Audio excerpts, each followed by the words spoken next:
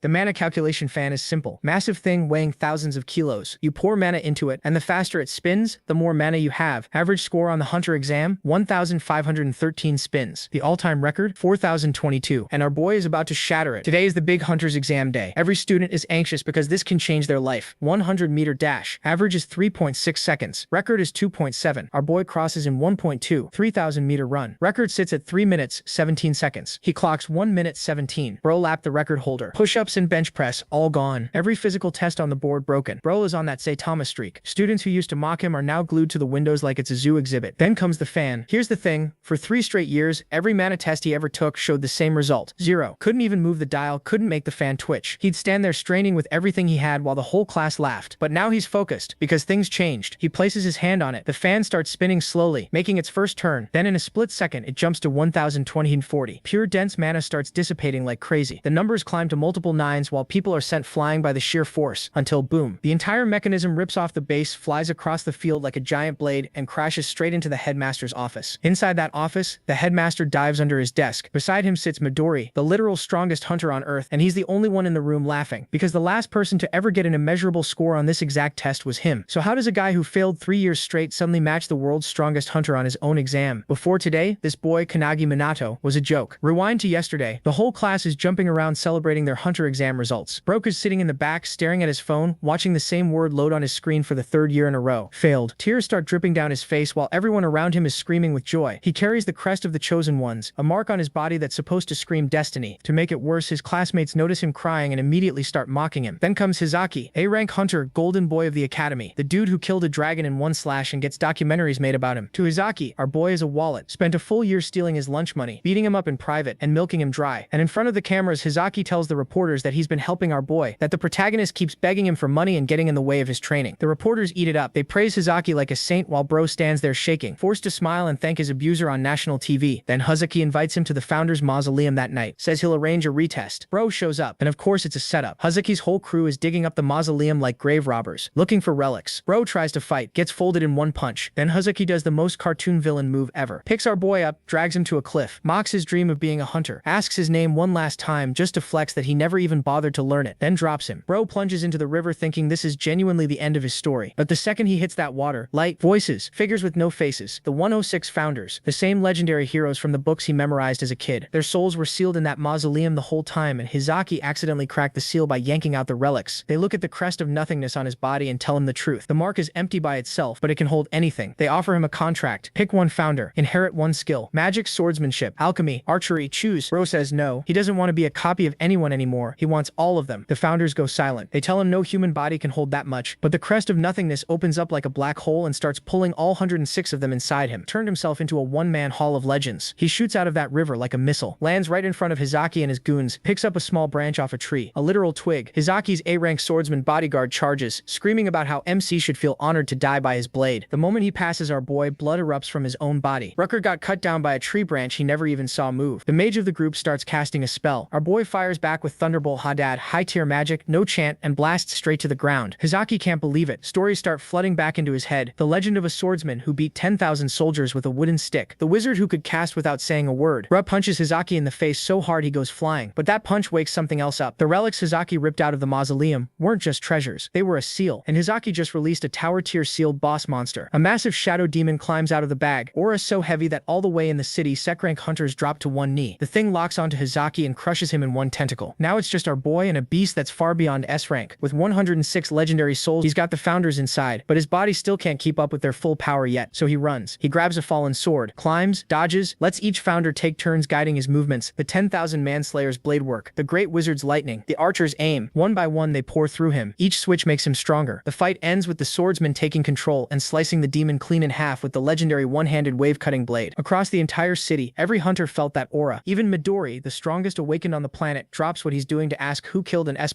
monster before I got there. The answer is the kid who failed the hunter exam 3 years in a row. Cut to the next morning, same academy, same field. Bropun's limping toward the track, body still wrecked from carrying 106 souls through a boss fight, but he's been told he's getting 1 more shot at the hunter exam, and that's when he went to take the hunter exam again. But after the mana fan destroyed the office, Midori came to talk to our boy. He is shocked. This is the strongest hunter alive. After landing, Midori speaks to him directly and praises his exam results, but Kanagi can barely answer. Then Midori gives him 1 more test. The protagonist only has to land a single hit on the world's strongest hunter. MC freezes when he hears that. Midori is only 23, yet he became a full hunter at age 9. His name is already legend. He has burned thousands of demons to ash in moments. Other hunters don't even dare challenge him. 10 years ago, he wiped out the pandemonium alone, and 5 years ago, he stopped the Kyushu outbreak. He's a monster on another level. So when Midori explains the challenge, he can hardly believe it. Hinoki, on the other hand, is thrilled and immediately tells Kanagi to hand his body over. Midori lays out the rules simply. The protagonist has 1 minute to hit him.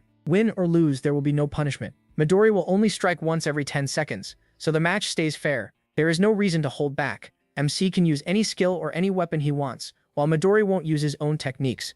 To show he means it, Midori summons a huge collection of weapons and lets him choose. Seeing so many famous weapons appear at once makes the whole thing feel unreal. Kanagi is still trying to process that he's about to fight Midori one-on-one, so he hesitates, then asks if he can really use any weapon. Midori casually picks up a katana. With almost no effort, he slices it in half and says plainly that his body is tougher and sharper than any blade. The protagonist barely has time to take that in before Hinoki snaps. Furious at Midori's confidence, he demands control right now. His power swells, ready to burst out. That is when Kanagi realizes Midori's strength is on the same level as the Founder's.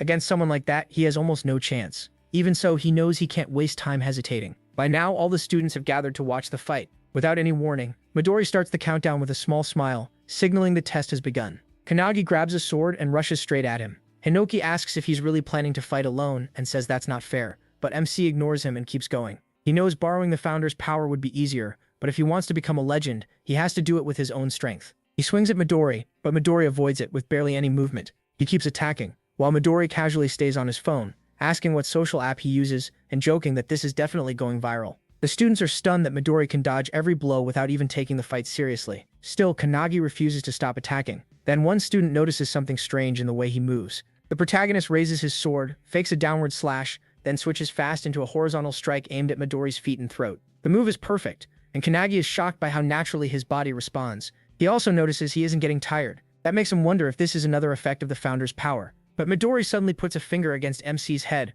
ready to flick him, and casually says 10 seconds are already up. He barely dodges, but the force of Midori's attack tears apart the field. Seeing that destruction, Kanagi realizes his head would have been blown off if it had landed. Midori looks at his own hand, confused. He didn't sense killing intent from the protagonist, so now he wonders if he judged his force wrong. MC starts to panic, realizing he'll die if this keeps up. Desperate, he tries to remember the feeling of his stronger self. As he focuses, a powerful aura bursts out of him, and even Midori is caught off guard. Kanagi charges again, now moving much faster. The students shout that even the cameras can't follow them anymore. Midori notices the change and wonders if this power needs a trigger, or if he has been hiding it on purpose. Another 10 seconds pass, and this time Midori decides to hit him more lightly. He lowers himself, gets his finger ready for another flick, but changes it at the last second and taps Kanagi in the chest instead. The blow sends the protagonist crashing hard into a wall. He coughs up blood, but even then he's amazed. He's actually fighting the strongest awakened in the world. Kanagi knows that if he still had yesterday's body, that single hit would have killed him.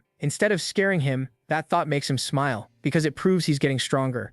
Even so, MC knows he still isn't strong enough to pass. He forces himself forward and rushes Midori again. Then Midori suddenly appears at his side and he freezes. Midori apologizes and says he's seen enough. The 30 seconds are over. Then he chops the protagonist in the back of the neck, and Kanagi slowly blacks out as he falls. Midori notes that he's a genius, just not on the same level as the others. In the end, MC still can't bring out the power Midori felt before. Midori calls his secretary and says they're leaving, clearly let down by the result. But right then he grips his sword again. At once, Midori feels a fierce aura behind him. He turns and sees power pouring off Kanagi's body. Speaking through the protagonist, Hinoki says the stubborn kid is finally asleep, so now he can take over. He steps up and tells Midori they should keep this fight going a little longer. MC's spirit, pushed out of his body, panics when he sees Hinoki controlling it. But Midori only smiles, realizing this is the presence he sensed earlier. He wonders if it's another person or some kind of skill. Either way, one thing is clear. Kanagi is a monster now. With Hinoki in control, he attacks at once and yells at Midori to stop spacing out.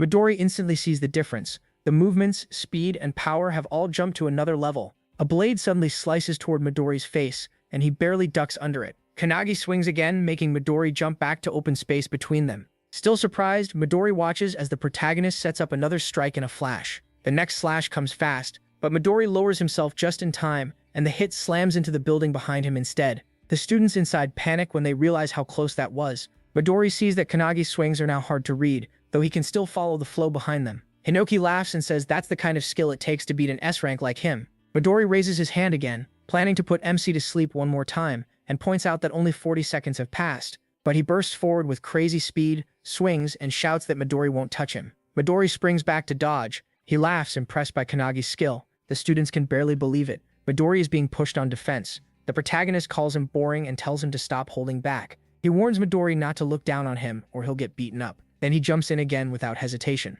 Midori just laughs and agrees. With a quick kick, he sends a stone flying toward the weapons behind him. The weapons rise into the air at once, and he leaps up, catching Kanagi off guard, then snatches one from above. MC lights up, saying Midori is finally getting serious. They crash together in midair, foot against foot, leaving the students staring in shock. Both grab whatever weapons they can reach, breaking them apart with raw force. Inside Kanagi's body, the founders watch Hinoki go all out. They're impressed Midori can keep up. Old Man Spirit wants to join in, but another founder snaps at him for being tactless. The Great Wizard stays quiet, then realizes he has been watching Hinoki's movements and trying to copy them. He sees Hinoki shift his balance as he springs up from below, but the sword in his hand breaks again. Annoyed by the weak weapon, Hinoki gets angry. Midori, meanwhile, is having a blast. Then he notices there aren't any swords left and wonders if Kanagi will switch to guns. With a grin, Midori calls out that only 10 seconds are left and asks what Hinoki plans to do now. Hinoki looks toward the building behind him and leaps for it. He heads straight to the man who shoved Kanagi earlier and takes his sword.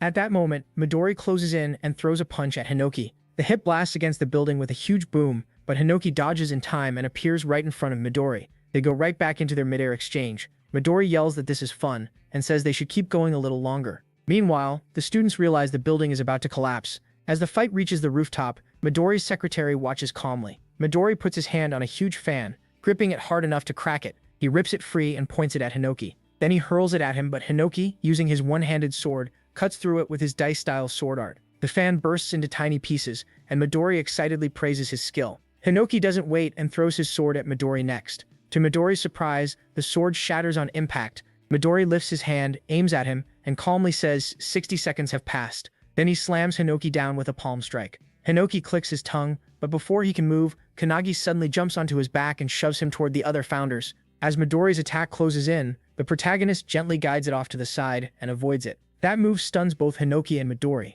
but the impact breaks one of Kanagi's hands. Even so, he stays locked on his goal and punches Midori in the face with his other hand. Inside, the clash between the singularities feels endless, a brutal fight over one tiny opening, like a chess game between two even players. But even with all that intensity, Hinoki knows it only lasted a moment. Watching proudly, he realizes Kanagi has opened a new path to win. MC, though, is stunned when he sees Midori stop his fist at the last second. He feels crushed, thinking he failed to land a real hit. Then Midori smiles, pulls Kanagi's fist the rest of the way to his own face, and gives him credit for it. Without hesitation, he says he passed. A second later, both of them drop to the ground. The students watching can only mutter in confusion, unable to figure out what just happened. Still holding the protagonist's unconscious body, Midori calls for his secretary Rin and says it's time to go. Ryan appears beside him and asks how it turned out. Midori says MC passed and admits he finds him interesting. Then he adds that he accidentally broke MC's arm and asks her to heal it. She agrees right away. The students overhear this and can hardly believe he really passed.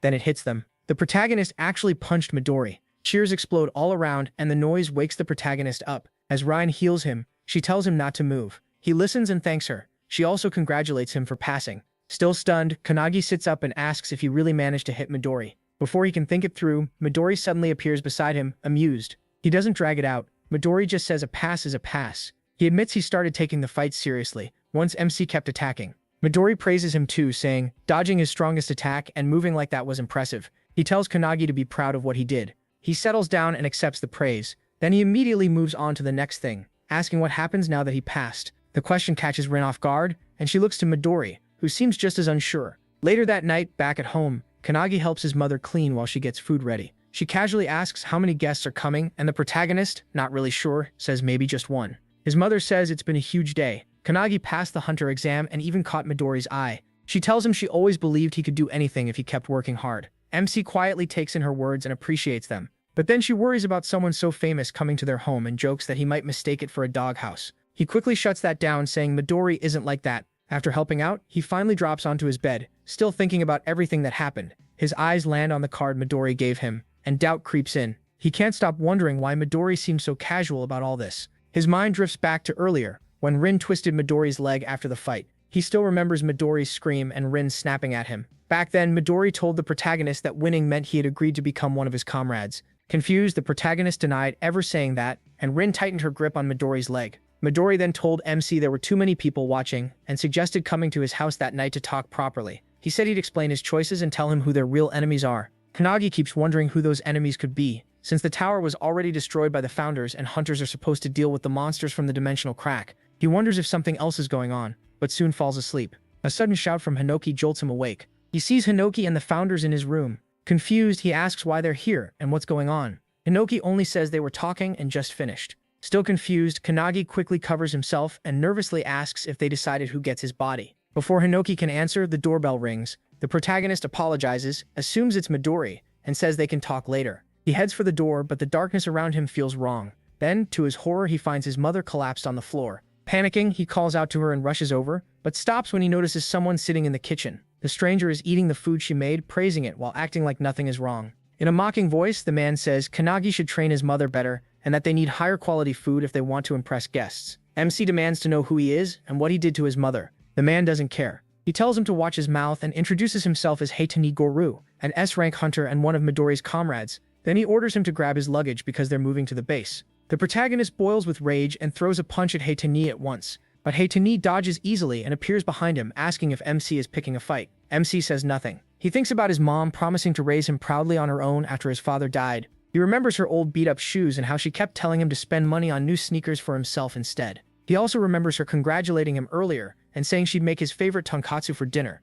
Staring Heitani down, the protagonist demands to know what he did to his mother. Watching closely, Hinoki recognizes Heitani as an S-rank hunter from the previous era. Irritated by this cheap Midori knockoff, he decides it's time to move. After seeing Kannagi fight Midori, the founders now understand how to deal with him from here on out. Heitani just laughs and mocks MC, saying his angry face is kind of cute. He lifts his hand to slap him, but he doesn't flinch. Even as the hit comes in, he stays calm. At the last second, Kannagi catches Heitani's wrist and easily flips him aside. The old founder is shocked. He knows that move from the old monster battles. A second later, Heitani is thrown through the window and smashes into the backyard wall. Still, he lands cleanly and walks forward again as if nothing happened. Trying to process it, he wonders if that was Aikido. Thinking back to Kannagi's match with Midori, he had already noticed not just his huge aura and sword skill, but another strange power too. The protagonist notes that Heitani is tougher than Hizaki. Running out of patience, MC demands an answer. He asks again what Heitani did to his mother, who is still inside, shaking in pain as the poison spreads. Heitani laughs and says Kannagi really has no idea what's going on.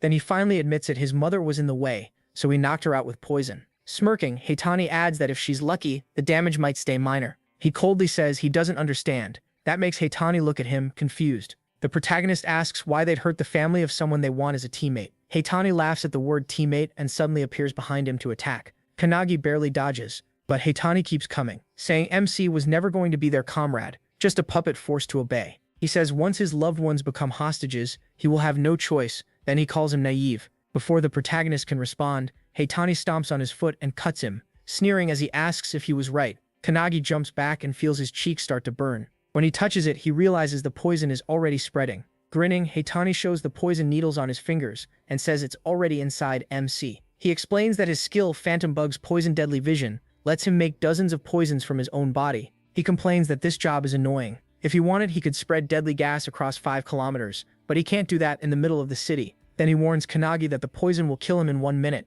unless he joins their group and takes the antidote. Otherwise, he dies. He realizes how deadly the toxin is. For a normal person, escaping it would be impossible. Looking at his hand, he calls out to Valentine, the god of medicine, and asks if she's inside him. The founders all turn toward Valentine, who looks startled and confused. Kannagi apologizes for calling her so suddenly and asks if she can teach him later how to cure the poison. Flustered, she says yes. Annoyed, Heitani throws more poison at him and demands to know what nonsense he's muttering. The protagonist dodges and explains that the Aikido move he used came from one of the gods inside him. The old man is stunned, realizing MC copied his technique from seeing it just once. Then he calls out the 10,000 army slasher, Hinoki, the blue spear of destruction, Shimmer Kulkus, and the heavenly bow Margit. He says he learned and memorized all their techniques from the records, then tells Heitani the founders he once admired now live inside him. That leaves Heitani stunned. But instead of backing down, Heitani gets furious and yells that he'll make Kannagi suffer. He rushes in with his poison needles ready. The protagonist jumps away just in time. Heitani's strike hits a tree,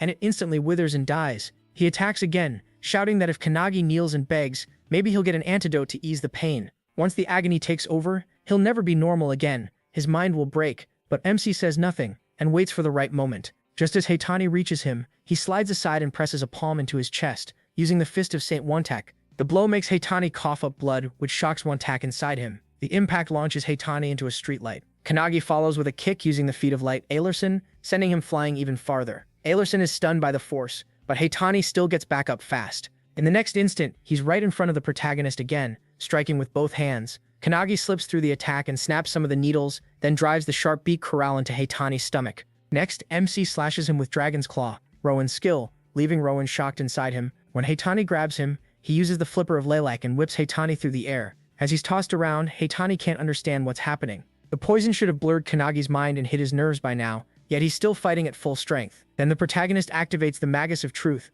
Melteus Silentius, and fires it at Heitani in a massive blast. Everyone is left stunned. Hinoki asks the founders if they saw that. He says that after beating Heitani, Kannagi started copying all of their techniques, both physical and magical. He doesn't care if it's because of the crest of nothingness. MC is interesting, and the founders agree. Hinoki says they should train him. If they do, Kannagi could become the strongest Awakener. Elsewhere, hooded figures race across rooftops. One tells the others to hurry. Nemours guilds are after him, so they need to reach him first. Then Midori suddenly appears behind him and asks if there are really that many. The man freezes in shock, and Midori calmly says that if there are 15, this one should be the last. He points near the man's forehead, flips him over, and slams him into the roof. Midori contacts Rin with Raven's call, and she answers right away, saying she's arrived and no Awakeners are nearby. Then she adds something unexpected. Someone else had already shown up. Midori stays quiet, waiting for the rest. Rin explains it was Heitani, the S-rank poison user. He came for Kannagi and got completely crushed. Midori looks toward the rooftop where Heitani is sprawled out, mouth hanging open,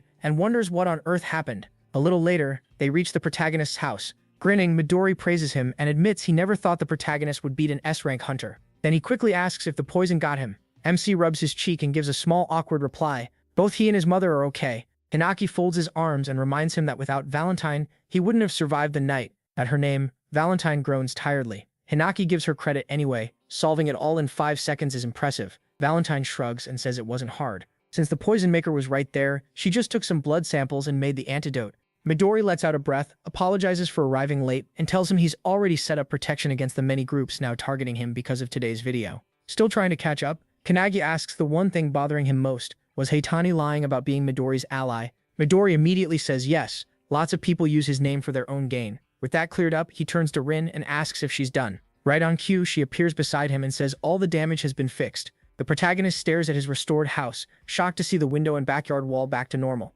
Smiling, Midori suggests they go inside and talk about the protagonist's future. MC stands there, caught between excitement and worry. The next day, his mother sees him off as a car waits outside. She asks if he's forgetting anything, but Kannagi tells her he's fine and worries too much. She can barely believe the boy she raised is really going to Midori's place. Still, Midori already promised her that he'll look after him and make him a great hunter. That promise fills the protagonist with excitement, though his mother still looks uneasy, trying not to show it. She hands him lunch and tells him to eat since he skipped breakfast. He doesn't really need it, but he takes it anyway. Then she asks Midori directly if her son will be in danger. Midori says yes without hesitation, and she admits Kannagi has struggled all his life, so trusting someone else with him is a huge step. Even so, as his mother, she can't stop worrying. Midori confidently promises to train MC until he has no weaknesses left. Hearing that, she finally agrees to entrust him to him. Once they're in the car, Rin, who's driving, asks Midori if he really should have made a promise like that when no one knows what lies ahead. Midori looks back through the mirror and sees Kannagi's mother still giving him last-second advice.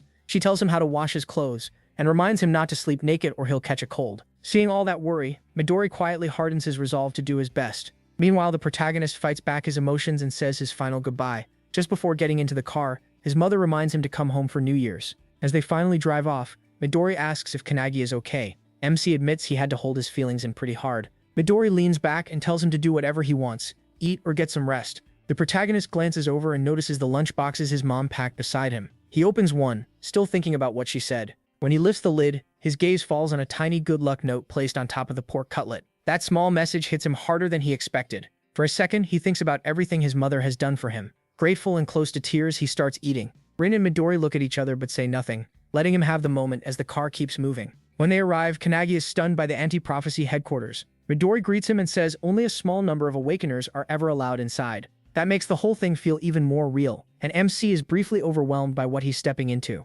Inside, a man by the window watches them arrive. Without turning around, he tells the others the new members are here. A girl with a blank expression asks if this is really about the newcomer. A young man says it's not often they get a new ally. But another man standing nearby stays doubtful and says they should first see if the newcomer is really worthy of joining Anti-Prophecy. Outside, Kannagi stands there for a moment, still trying to take it all in. He starts wondering what the Anti-Prophecy unit really is, and whether it has anything to do with Ichihara Guild. Noticing his confusion, Rin apologizes for not telling him sooner. She explains she couldn't say much in front of his mother because it's classified a top national secret. That lands harder on him than he expected. As they head in, Midori says they should take his bags to the dorm first. Rin offers to help, but Kannagi says he can carry them himself. Right then, a voice suddenly tells them to wait, making the protagonist flinch. When he looks up, he sees the young man from before above them. The man says he'll be the one to explain everything. Then he dives in with a powerful kick aimed at MC. The protagonist throws up his arms and blocks it, but the impact cracks the ground under him. The shock runs through his whole body, yet he stays on his feet.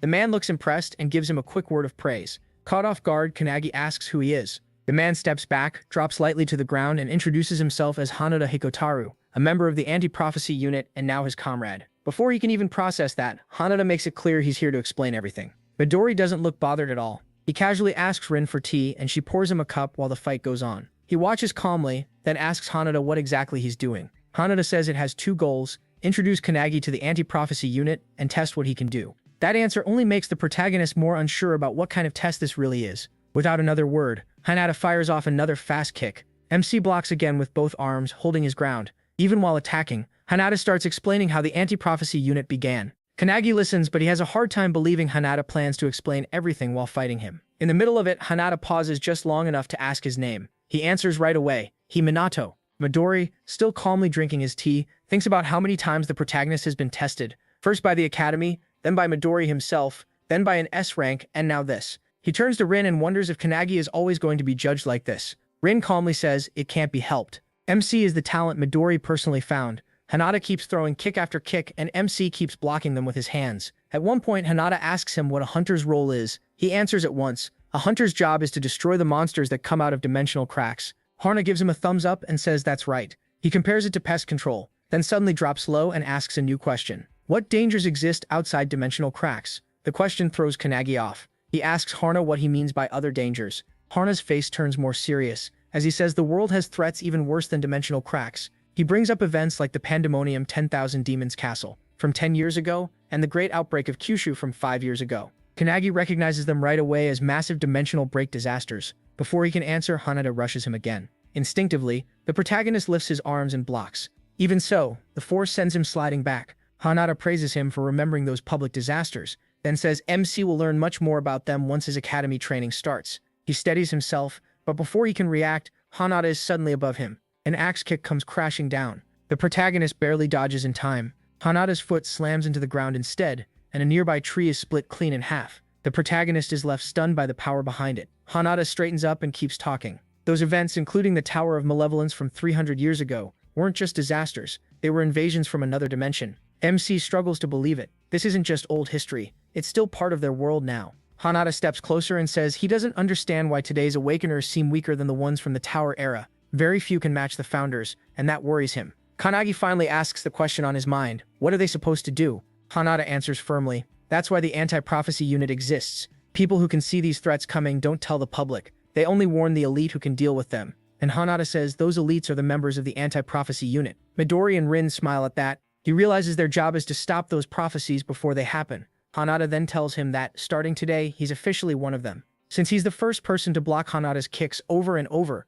Hanada welcomes him and holds out his hand. Kannagi shakes it while Midori and Rin clap. Then Hanada calls out to the other Awakeners, who appear above the building without a word. He asks what they're going to do, but they only stare back before disappearing, which surprises Kannagi. Midori jokes that they vanish like villains, but Hanada says they probably just want to see things for themselves. Hanada tells Midori to leave the rest to him, and Midori heads off. Then Hanada helps the protagonist with his luggage and offers to show him his dorm room, which the protagonist thanks him for. That night, after settling in, MC keeps thinking about the organization he just joined, one built to deal with prophecies. He wonders if the Founders faced the same kind of crisis during the Age of the Tower, and if he's now fighting against something already foretold. The thought makes him anxious, but then a voice tells him to stop worrying and just train. Startled, he turns and sees Hinoki and the other Founders in his room. Kannagi quickly apologizes for not talking to them earlier, but Hinoki says they've already made their decision. As Founders, they've decided to train him into the strongest Awakener, just like Midori. With their help, he could become the strongest awakener in history,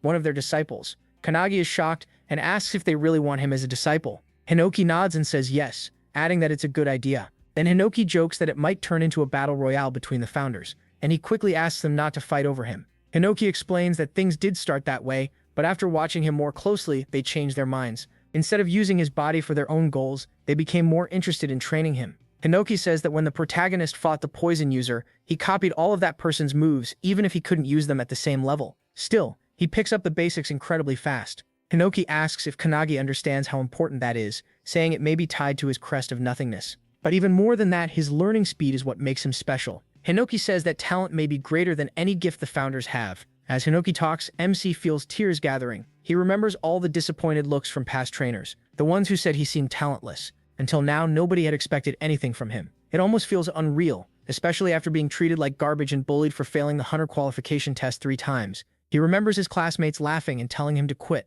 People barely even remembered his name. No one believed in his future, and he'd gotten used to being ignored. But now, 2 of the most respected people, Midori and Hinoki, believe in him. That kind of recognition feels unbelievable, and Kannagi can't help wondering if he really deserves this happiness. For years, he could only look up to them from a distance. He never thought they'd ever believe in him. Seeing him tear up, Hinoki walks over, smiles, and rests a hand on his shoulder, telling him to stay calm. Then they reveal the truth. Their souls are inside him, especially while he sleeps. Because of that, he can enter a space beyond normal time and distance. So they set his training plan. Every afternoon, he works with the anti-prophecy unit. At night, the lessons continue in his dreams. Quiet, easy sleep is over. Still, he's ready for it. He accepts their help right away and says he'll follow their lead. Night passes and morning comes. In the bathroom, Hanada is at the sink washing his face when he notices him walk in. They exchange a quick greeting. The tired look on his face says it all. He admits he still hasn't gotten used to the brutal routine, and Hanada remembers struggling the same way when he first moved into the dorms. But then Hanada notices something strange. A strong aura is coming off him.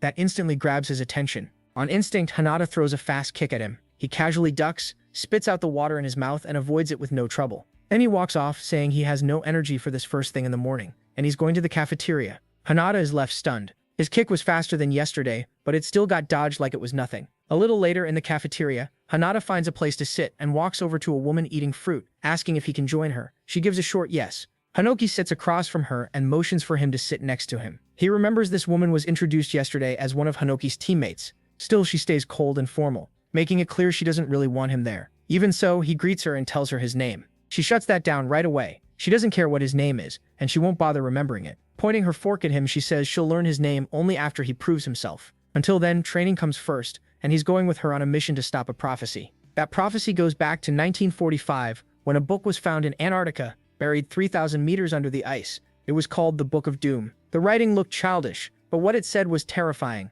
80 years later, the world would face a huge attack and a string of disasters. That warning was serious enough for the whole world to pay attention. During the drive, she asks him why people believe the book's predictions. He thinks about it for a second and glances at her, still not knowing her name. Before he can ask, she says names don't matter, and tells him to answer. He guesses it's because the prophecies are always right, but she quickly shoots that down. She mocks the answer and asks if he's stupid. If even one event from the Book of Doom happens, the world is finished. That shocks him. As they keep talking, he asks Hanada how many prophecies are in it. Hanada says there are about 200. That makes him wonder if the world is already doomed, but Midori explains that nearly 180 have already been stopped, leaving him amazed. Still trying to understand, he goes back to the same question. Why does the world trust the book so much? The woman explains that the Book of Doom was found by an explorer named Bernard Russell. When Bernard opened it, the first page said, "Hello, Bernard," then listed the exact time he found it. March 17, 1945, 11:35 a.m. on a sunny day. That was all the proof anyone needed. Hours later, they reached Tokyo's Sumida Ward,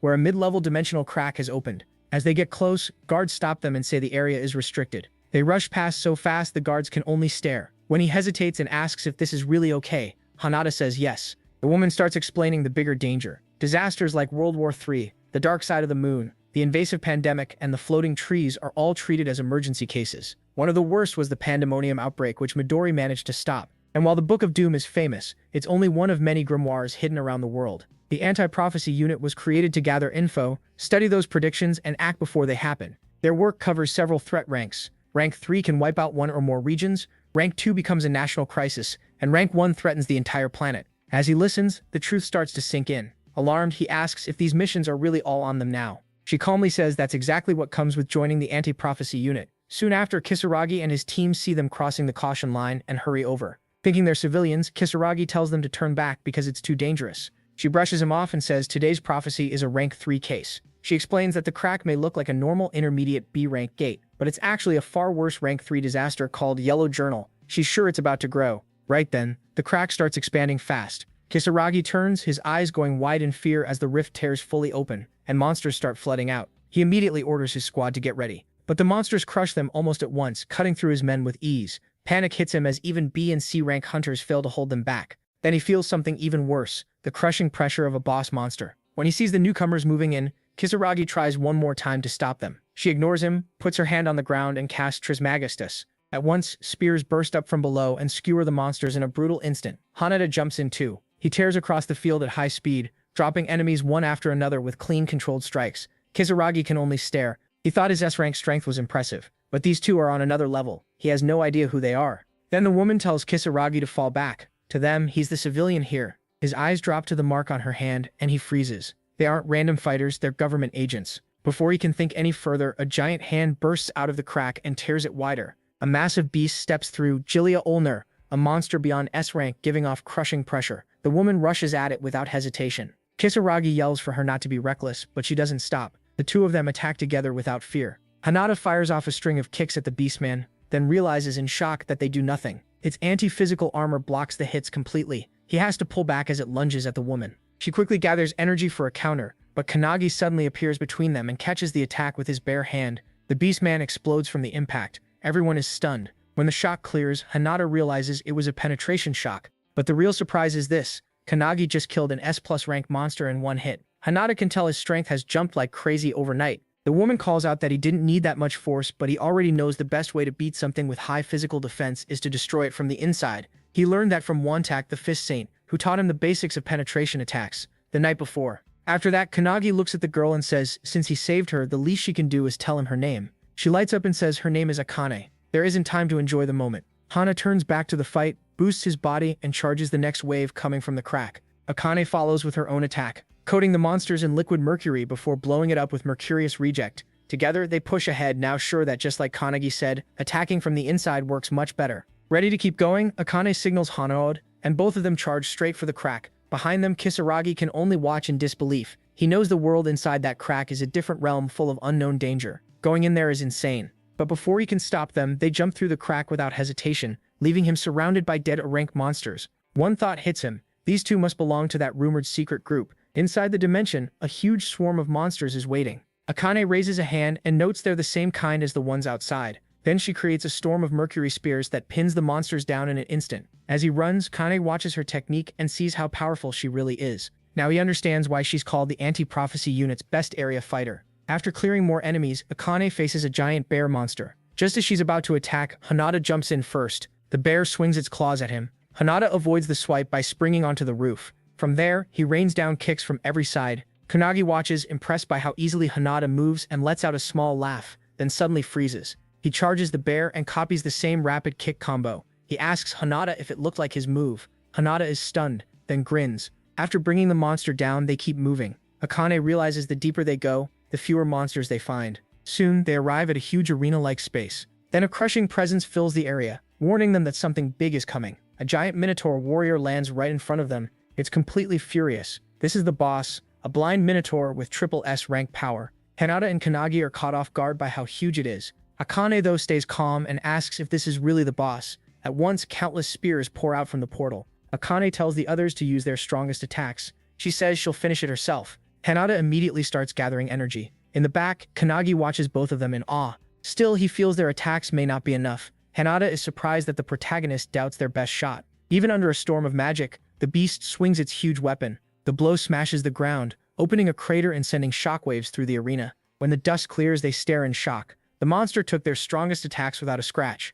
They get ready to fight again, but as Kanagi braces himself, he hears someone praising Akane's talent. He knows that voice right away. It's Killik, the spirit of his founder. Killik, an alchemist, says Akane has purity, speed, and amazing power, so it would be a waste for her to die this young. He says Akane did all she could, but this Minotaur is far stronger than she guessed. Its physical resistance is a full 100. Worried, Kanagi asks what he should do, and Killik just laughs. Meanwhile, Hanada and Akane keep struggling against the boss. They realize they should have brought someone stronger with magic. Akane looks at MC and is shocked by the strange power coming off him. MC has handed control of his body to Killik. Using Kanagi's body, Killik casts Mercurius on the Minotaur's legs. The spell locks its lower body in place. Akane is left speechless. She's shocked that he used a skill like hers, and used it in a way that pinned the monster down. Killik turns to Akane and bluntly calls her a fool. He tells her she's too rigid and still hasn't learned to control matter in all three forms, which a true alchemist must do. While saying that, he floods the Minotaur's whole body with mercury. Soon the metal starts leaking from its mouth, then he casts a boiling spell. The mercury inside heats up fast, cooking the beast from within as toxic vapor spreads out. The air gets hard to breathe, and Akane stares in amazement. Instead of overpowering the monster, Killik used temperature to break it. The Minotaur twists in pain as its body burns from the inside. While finishing the spell, Killik casually tells the protagonist he wants Akane as his student. The protagonist brushes it off like a joke. At last, the boiling mercury destroys the Minotaur, and it collapses dead. With that, the day's mission, beating the boss of a level 3 prophecy, ends in success. Akane can only stare, unable to process what she just saw. The technique MC used should only belong to an awakener living inside a crest. That means MC must be in the same class as Hiko, but he also used alchemy on her level. Still shaken, she demands to know who Kanagi really is. He just smiles and holds out his hand, introducing himself. Annoyed but curious, Akane reluctantly shakes it and says she'll remember him. Seeing the protagonist earn Akane's respect makes Hanada smile. Outside, Kisaragi and his men are still waiting when the dimensional crack suddenly starts to close. Just before it seals, the three of them jump out. Kanagi asks if the mission is done, and they tell him all that's left is reporting to headquarters. As they talk about what comes next, Kisaragi walks up and thanks them for saving his team. He says he won't ask who they are or what happened inside. Akane thanks him and tells him to mention the emblem in his report. That should explain things to the higher-ups. As the trio leaves, Kisaragi says he'll help them if they're ever in trouble. Akane turns back and says they probably won't meet again, so he should return to normal life. Hearing that, Kisaragi understands the truth. They're just civilians to him, living in a world he can't reach. On May 11th, in En Prefecture Village, a red streak flashes through the streets. One guard spots it, but can't tell what it was. Then a huge roar tears through the village. Back at Anti-Prophecy headquarters, the trio gets out of the car, and Akane reminds them to write their report. But Hanada gets a message. They've been called to the laboratory right after the mission. Curious, they head to the Anti-Prophecy HQ lab. Two people are already there, one on the stage, the other sitting in the stands, saying in a cold voice that Akane took quite a while to beat a rank 3 disaster. Kanagi recognizes him right away as the red-haired guy from earlier. Akane gets mad at his attitude since he talks like he's the boss when he isn't. Hanada quickly cuts in and asks what Director Kurihara wants with them.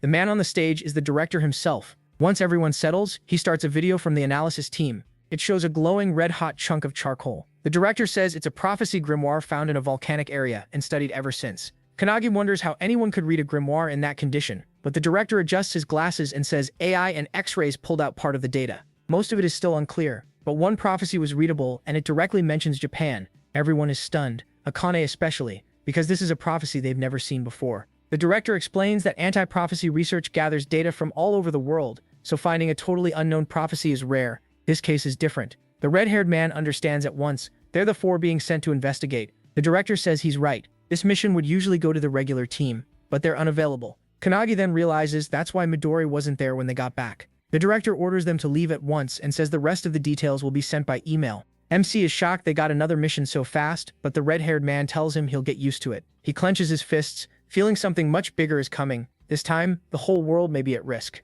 Kanagi slams a hand on the table, stands up, and declares that he and his 3 subordinates will take the mission. Kanagi is clearly annoyed to see him acting like the boss again. As they leave, the director warns them to be careful, since they still don't know how serious this mission is. Even if the prophecy starts, they must wait for the main force before doing anything extreme. In the car, Kanagi can't shake his unease about the mission ahead. From the front seat, Suo tells them to get some sleep, pointing out that the protagonist just finished his first mission. Akane refuses on pride alone, and says he has no right to order her around. To her surprise, Hanada and MC agree right away, and fall asleep almost instantly. Akane tries hard to stay awake, but the long night wears her down, and she finally falls asleep too. Later, the car stops. Akane wakes up and realizes the vehicle is empty. Panicked, she rushes out and finds the others on a cliff, staring at a strange glow below. What she sees leaves her speechless. A giant magic circle covers the ground, far bigger than they imagined. Hanada instantly understands how bad this is. The prophecy is almost complete. Huge crystals hold trapped skeletons rising from the ground, and the sight chills everyone. They may already be too late. These skeletons are the 23 villagers from the report. Suo says it reminds him of a case from long ago. 30 years ago, the Wakayama mansion vanished, and a dimensional rift nearly opened. As he says that, the giant pillar in the middle of the magic circle starts bursting with energy. Seeing it, Suo tells them to move. Hinata draws his sword and asks what they're supposed to do, and Suo says they have to stop it. Akane quickly reminds him that the director told them to wait for orders. Before they can argue more, a huge aura rises behind them. They turn and see Kannagi wrapped in powerful energy, already ready to fight. At once the group realizes he feels even stronger than before. Suo doesn't look worried at all. With a grin, he jumps forward and tells the others to keep up. They all race after him, though Akane warns him not to be reckless. As they rush toward the magic circle, Hinoki and the mage catch a scent in the air, one they know all too well from many times before. Then the ground starts shaking hard. A giant hand suddenly bursts out from under the earth. Hinoki's eyes go wide. He finally knows that smell. It's the odor of a forbidden technique. This is the prophecy written in the Book of Scorching Heat. Hinoki explains that during the Epsi period, an awakener named Bandu Shijima, leader of the Dark Magus, carried out a massacre. He was later killed by the Onmygakunis, but an entire village was dragged into the disaster with him. Shijima gathered the blood of the dead villagers and used it to make a magic circle, so he could come back 1,000 years later. His goal was simple: eat everyone and rule the world as a demon king. Before dying, he left a forbidden method, showing how the living would be sacrificed to revive him. Now, in the present, Shijima has returned as a boss of unknown rank. His purpose is obvious: to complete the Scorching Heat prophecy. He looks at his hands and frowns. This revival gave him far less power than he expected, so he wonders if the ritual didn't get enough sacrifices. Looking around, he laughs to himself. After 1,000 years, this place has barely changed. Then he spots the anti-prophecy unit coming and grins wildly, thinking more sacrifices have arrived. Using dark arts, he casts Plate of Yin and triggers a huge blast under the charging squad. Kannagi watches in horror as Hinata and Akane are swallowed by the explosion. But when the dust clears, both of them are fine. The protagonist's face tightens when he sees another dark circle appear under where they landed. It is the Dark Art Death Realm. Hundreds of spirits pour out, their hands grabbing at Hinata and Akane. They fight to break free, and quickly realize Shijima is far stronger than they thought. As he watches his spell work, he suddenly feels someone behind him. Kannagi going in for a sneak attack. Shijima dodges with ease, weaving past every hit, then mocks MC for being an amateur before casting Plate of Yin right under him. The ground explodes, but Shijima is stunned. When Kannagi comes out unharmed, he fires back with Thunderbolt Hadad, but Shijima blocks it with his own dark power. Even so, he's impressed the protagonist picked that skill. Then from the smoke, Suo appears behind Shijima and uses Chrysanthemum, sending a storm of blades at him. Shijima is surprised, but he avoids them easily by leaping into the air. While he's still airborne, Suo uses another spell, making it clear he never expected a weak move like that to finish Shijima. He slams down his weapon and activates Autumn, bringing down a rain of knives. Shijima just smiles and calls it nothing but falling lights. Then his hand changes into a sword, and he attacks Suo. Suo blocks, but the impact throws him back. From that alone, Shijima figures he's probably the strongest in the group. Watching from the side, Kannagi feels like Shijima's power has no end. He's nothing like the enemies they fought before. He even feels stronger than the founders. As MC thinks that over, he hears his teammates shout from behind him. He turns and sees Akane and Hinata getting blasted by black art attacks. They break out of it and charge at Shijima, who is still clashing with Suo. Without slowing down, Shijima summons 3 skeleton demons to stop Akane and Hinata as they rush him. One appears in front of Hinata, and he kicks it, but to his shock it does nothing. These monsters are as tough as the minotaurs from before. Another skeleton demon steps in front of Kannagi and blocks his way. At the same time, Suo and Shijima keep trading blows, and Shijima taunts him, saying his allies won't be helping. The moment he says that, Suo cuts straight across Shijima's shoulder and says he doesn't need help. He points his blade at Shijima and warns him to back off, saying the only thing he trusts is his own strength. As blood runs from the wound, Shijima laughs like a madman and shouts that he needs no one either. He'll devour them all. Then he rushes Suo, who barely blocks the strike before it hits his body. While Suo strains against the attack, he hears someone call out behind him. It's Kannagi, charging straight at Shijima. Shijima is shocked, since he sent a demon to stop him. He glances back and sees the others still battling their own demons, while his lies split in half. Before he can react, Kannagi smashes him in the face with a heavy punch, dragging him across the ground. Even Suo is surprised by that hit, and the protagonist tells him they should team up to beat Shijima. Suo freezes for a second. MC and Akane hadn't even finished their own fights yet. MC already did and is now offering help. Still, his pride takes over and he flatly refuses. He insists he doesn't need anyone. He's enough on his own. Kannagi can't believe it, but before they can argue, Shijima suddenly closes the distance and unleashes Magatsu's breath, a powerful beam aimed at both of them. Suo manages to block it, but he gets blasted away by the attack. He slams into a tree, his vision fading as he starts to black out. As he loses consciousness, he sees Hinoki and the mage standing before him in spirit form. Hinoki tells him he passed out, so they pulled him into his own mind. Even with pain tearing through his battered body, Kannagi forces himself up and begs them to send him back. He still has to fight. Before they answer, a deep commanding voice echoes through the space, telling him to stay out of the battle. Outside, Su is barely keeping up with Shijima's non-stop attacks. Shijima smirks and praises Su for thinking like him, fighting without relying on anyone, grinning with that same hunger to devour everything. Shijima puts all his power into one strike and smashes Su's sword in two. Stunned but fast, Su instantly summons another blade and swings, but Shijima bends backward and dodges with eerie flexibility. The more Su struggles, the more Shijima seems to enjoy it. Back in the spirit world, Kanagi watches the battle and hears Hinoki say Shijima is far beyond anything he can handle. The mage adds that Shijima's control is terrifying. If more humans had lived here, he might already have become a demon king. She warns that if Shijima takes the protagonist's life too, he'll grow even stronger and bring disaster to civilization. She says finding the grimoire was just luck. Then Hinoki asks MC to lend them his body so they can deal with this themselves. But to both of their shock, MC refuses. He apologizes, then says this isn't training anymore, this is real. He has to get past this wall by himself, just like he'll have to do in the future. With total resolve, he asks if they agree. The mage starts to protest, but Hinoki cuts her off with a laugh and tells Kanagi he's already won them over. He puts a hand on his shoulder and reminds him he said he would surpass the founders. Then he tells him to go, use everything he learned, and fight his own way. That lights a fire in the protagonist. He turns toward the battlefield and asks the founders to watch him. Then he sprints back into the fight where Shijima and Su are still clashing. Su is badly worn down, and the instant he opens his eyes, Shijima attacks again, launching him into the air. While he's still up there, Shijima prepares the finishing blow. Just as Su braces himself, someone catches him in mid-air. Kanagi grabs both him and his sword, then throws him down and away from Shijima's incoming beam. Su crashes to the ground, and Shijima turns back to MC in the air. He fires another Magatsu's breath at him, but freezes when Kanagi calmly uses Hinoki's one-handed sword style. With perfect focus, he cuts straight through the beam, then slices off Shijima's arm. Shijima is left speechless, unable to understand what just happened. Trembling with rage, he screams about who he is, but the protagonist coldly answers that he's the one who will surpass the founders. Watching from the spirit side, the mage asks Hinoki if MC can really beat the Dark Magus, but even he doesn't know. What he does know is that Kanagi isn't reckless. Hinoki suspects he learned something new while sleeping in the car on the way here. A big grin spreads across his face as he wonders if it's something even he can't understand. Su is just as stunned watching the protagonist move so smoothly. A moment ago he refused the protagonist's help, and now that same help just saved his life. Kanagi keeps pressing Shijima with non-stop strikes, forcing him to teleport back and answer with the Dark Art Pomegranate. A wave of energy shots rushes at MC. He tries to dodge but quickly sees they're tracking him. No matter how he moves, the blasts keep following. Then he remembers one of the founder's skills, Aftershock. He stomps the ground and raises a wall of stone in front of himself, stopping the attacks.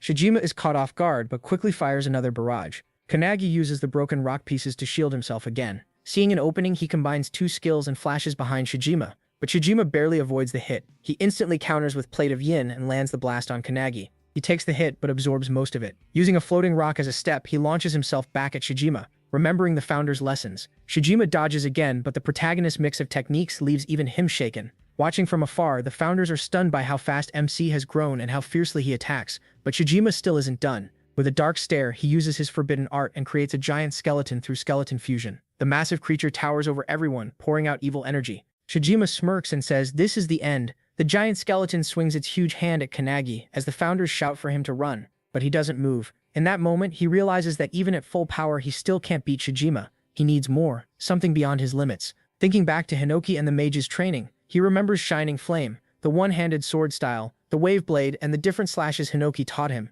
Combining both teachings, Kanagi pours Shining Flame into his hand and into his sword, turning it into a blazing blade. The mage and Hinoki stare in shock. The protagonist has done the impossible. MC grips his powered-up sword and gets ready. He just unlocked a move called Blazing Fire Cutting Blade. Without pausing, he rushes the giant skeleton and swings as Shijima stares in shock. Thinking back to Hinoki's sword lessons and the mage's magic, he pushes past both and wraps his blade in fire. One slash cuts through the skeleton from top to bottom and slices Shijima in half too. Everyone is stunned that he fused two magic skills like that. The alchemist founder is especially amazed. He calls the protagonist an irregular, shocked by how easily he swaps and combines different skills. He never thought the protagonist could fuse techniques so smoothly, and now he suspects there's even more hidden in him. Then the alchemist suddenly disappears, leaving Hinoki confused. Hearing that, the mage agrees. They may have badly underestimated Kanagi. For the first time, she wonders if raising someone like him is really a good idea. Hinoki, though, is thrilled and wants to see how far MC can go. He drops to the ground, worn out, then freezes when he sees Shijima's split body starting to rebuild itself from the blood. Enraged, Shijima growls that one hit to the head would have killed him. Dark power gathers in his hand as he forms a death ball and declares he'll finish it himself. Before he can, Su suddenly appears behind him and slashes his throat. Shijima loses his head before he can react. As the body falls, Sue catches Kanagi, who is already blacked out. Holding him, Sue drifts into an old memory. Long ago, his older brother carried him the same way. It was a freezing night under a bridge, and his brother promised to find food in the morning. As Sue started to fall asleep, they heard a big parade passing overhead. While others celebrated, they shivered below with empty stomachs. That memory reminds Sue why he chose to be alone. Shijima tried to use that loneliness against him, but looking at Kanagi now, Sue understands something. He isn't truly alone, and even if he were, he could still bear it. Then the barrier around them starts to crack. Akans and Hana rush in at once, panicking when they see the protagonist unconscious. After checking him, they realize he's only passed out. Hana then notices the barrier is breaking from the inside and warns they need to move fast. She asks what happens if all that energy blows outward. Seikyu tightens his grip on his sword and says they'd all be crushed. Their only chance is to strike with everything they have and try to push it back. He sounds sure, but deep down he doesn't know if they can do it in their condition. Still, there's no other choice. As everyone gets ready, Kans is still unconscious, suddenly raises his sword and pours energy into it. Seikyu stares in disbelief. Inside MC's mind, Hinoki has taken over and is moving his body. When the barrier explodes, everyone fires off their strongest attack, while Hinoki uses his one-handed splitting cloud strike. Outside, a red-haired man runs toward the area with two others, and they warn him the barrier is about to break. A second later, it bursts open. The men think they're too late. Then a bright blue beam shoots from Kanagi's sword into the sky. The red-haired man watches in awe, recognizing it as a perfect sword technique with no hesitation. He's Sumakoto, captain of the anti-prophecy unit, and he wonders who pulled it off. Later, on a plane over Peru, Midori talks with Makoto and is amazed that the new recruits stopped the unknown prophecy. Back in Japan, Makoto stays on the call while dealing with a rank 1 prophecy that he says is far more dangerous than the last one. Instead of sitting inside the plane, Midori lounges on top of it, smiling as he thinks about how much the anti-prophecy unit has grown, even if he can't see it in person. But that mood ends fast when Makoto says the one who stopped it was him, the same him who joined only 2 days ago. Stunned, Makoto demands to know who the protagonist really is. Midori answers without hesitation. The protagonist is the one who will end all prophecies. They've been waiting for someone like him for a long time. Makoto isn't convinced and asks if that faith is really deserved. Instead of debating, Midori tells him to watch MC himself. Makoto then tells Midori to come back without him. Fighting an equal-level enemy is getting rough. Midori lets out a small laugh, gives a quick apology, and turns back to the fight. Then Rin calls out with urgency. They're facing a massive prophecy, the super-rank boss of suicidal infection. Its name is Ishtam. As the monster charges in, Midori tells Makoto to hold on a little longer, then raises his hand and unleashes divine wind turbulence. At that same moment, Kanagi jolts awake in a hospital room and bolts upright with a shout. A nurse quickly calms him down and says he's finally awake. He has been asleep in the anti-prophecy infirmary ever since the mission ended. He realizes he must have simply blacked out. He slept so deeply that he never even reached the spatial realm to train with the founders. The nurse assures him he's okay, opens the curtain and tells him to call if he needs anything. As it parts, Kanagi sees Sue nearby with his arms crossed, silently watching. That makes him wonder if Sue stayed there the whole time. Looking around, the protagonist notices Akane and Hana aren't there. When he asks, Sue says they're training because they felt useless in the last battle. Then Sue calmly admits MC's strength was overwhelming. Hearing praise like that from him leaves MC stunned, but before he can respond, Sue stands up and harshly asks who he really is. In under 2 days, the protagonist took down a rank 3 and even a possible rank 1 boss. He also used a fusion spell Sue had never seen before. So Sue presses him again, who is he really, and how can he become like him? Before Kanagi can answer, Makoto walks in. He asks if MC is the one he came for. He says yes, and Sue is stunned that his older brother showed up. Makoto walks right past Sue without much of a glance. Kanagi nervously asks if he really is Sue's big brother, and the instant he says it, Makoto draws his sword and swings it just inches from everyone. Sue and the protagonist are both caught off guard, but he dodges. He wonders if this is some kind of test. While Makoto is impressed that a trainee avoided his strike, Makoto says it was a test, and Kanagi passed. Then he introduces himself as Sue's captain and older brother Sue Makoto. That confirms it. Makoto really is Sue's brother. After a short pause, Makoto announces that because of MC's performance against the rank 1 disaster, he'll be joining his squad for a while. MC is left speechless. Sue is even more shaken. Jealousy hits him hard. Even as Makoto's younger brother, he was never allowed into that squad. Makoto wastes no time and tells him to come with him for a briefing. Behind them, Sue clenches his fists until his knuckles bleed. Elsewhere, Akane and Hanada train harder than ever. Akane attacks with multiple weapons while Hanada works on defending against them. Even so, both know catching up to Kanagi feels almost impossible. While they keep at it, Midori suddenly walks in and cheerfully says he brought chocolates from Peru. To his surprise, they ignore the chocolates and rush over, asking how long he'll stay in Japan. When he says 1 week, they immediately beg him to train them during that time. They're not going to let Kanagi leave them behind without a fight. Midori didn't expect that much determination. He agrees, then asks about Sue and whether he wants in too. Right then, Suo arrives and says with total resolve that he'll join them as well. Meanwhile, Kanagi hurries after Makoto through the hall. Back in the training room, the group is surprised to see Suo that fired up too. He tells them the protagonist was personally chosen by his older brother to join the squad for now. That shocks Akane and Hanada. They realize just how far MC has come. Getting picked by Makoto is a huge deal, but Suo takes it as proof that he's still behind him and needs to get much stronger. At the same time in the hallway, he asks what this meeting is about, and Makoto says it's for their next mission. They leave tomorrow morning. Then Makoto suddenly stops and asks if the protagonist is close with his younger brother. Thinking back to their last fight when Suo lent him his sword, Kanagi quickly says yes. Even though Makoto acts cold, he secretly worries about Suo and just never shows it. Because of that, Suo wrongly thinks his brother hates him and doesn't care. The truth is, when Makoto visited before, he wasn't ignoring Suo, he just couldn't bear to look at his injuries. But Suo took it as rejection, and that pushed him to risk his life and grow stronger, just to earn Makoto's attention. Makoto, on the other hand, doesn't want Suo stronger, he just wants him safe. That painful misunderstanding is what drives Suo to surpass Kanagi, believing only then will his brother finally notice him.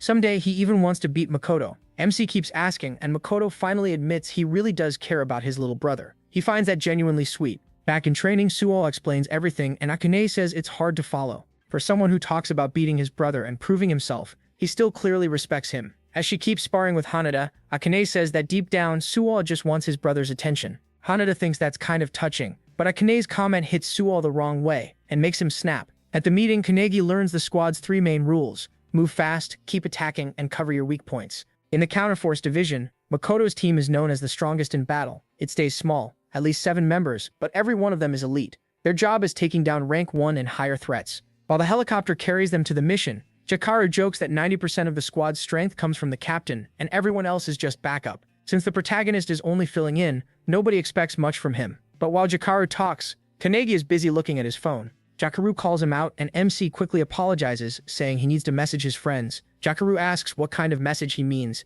He is trying to contact the anti-prophecy group because the founders keep bugging him about it. While the others are training, his message finally arrives and it shocks all of them. Suo is the most upset, wondering what the protagonist was even thinking when he sent that. Right away, they bring it to Midori. He finds out the message has 3 different pieces of advice, with each one meant for a different person. The tips are so detailed and helpful that even Midori is impressed. Smiling, he holds out his hand and asks if they'll accept the advice or ignore it. They all take it as a challenge and agree. Suo especially is furious, feeling like Kanagi just rubbed salt in the wound. Back in the helicopter, Jakaru tells MC they've reached the target area. He looks out and sees a frozen mountain region covered in huge crystal spikes. Their target is a rank 1 prophecy called Frozen Earth, and it's spreading so fast it could freeze the whole planet. If nobody stops it, all life on Earth could be wiped out. Worse, the same disaster is happening in 17 places across several countries, including cities. Vice Captain Kashi explains the crisis and warns them they can't waste any time. The freezing is spreading faster than expected. Makoto takes command and orders everyone to jump from the rear hatch, since the helicopter can't go any farther safely.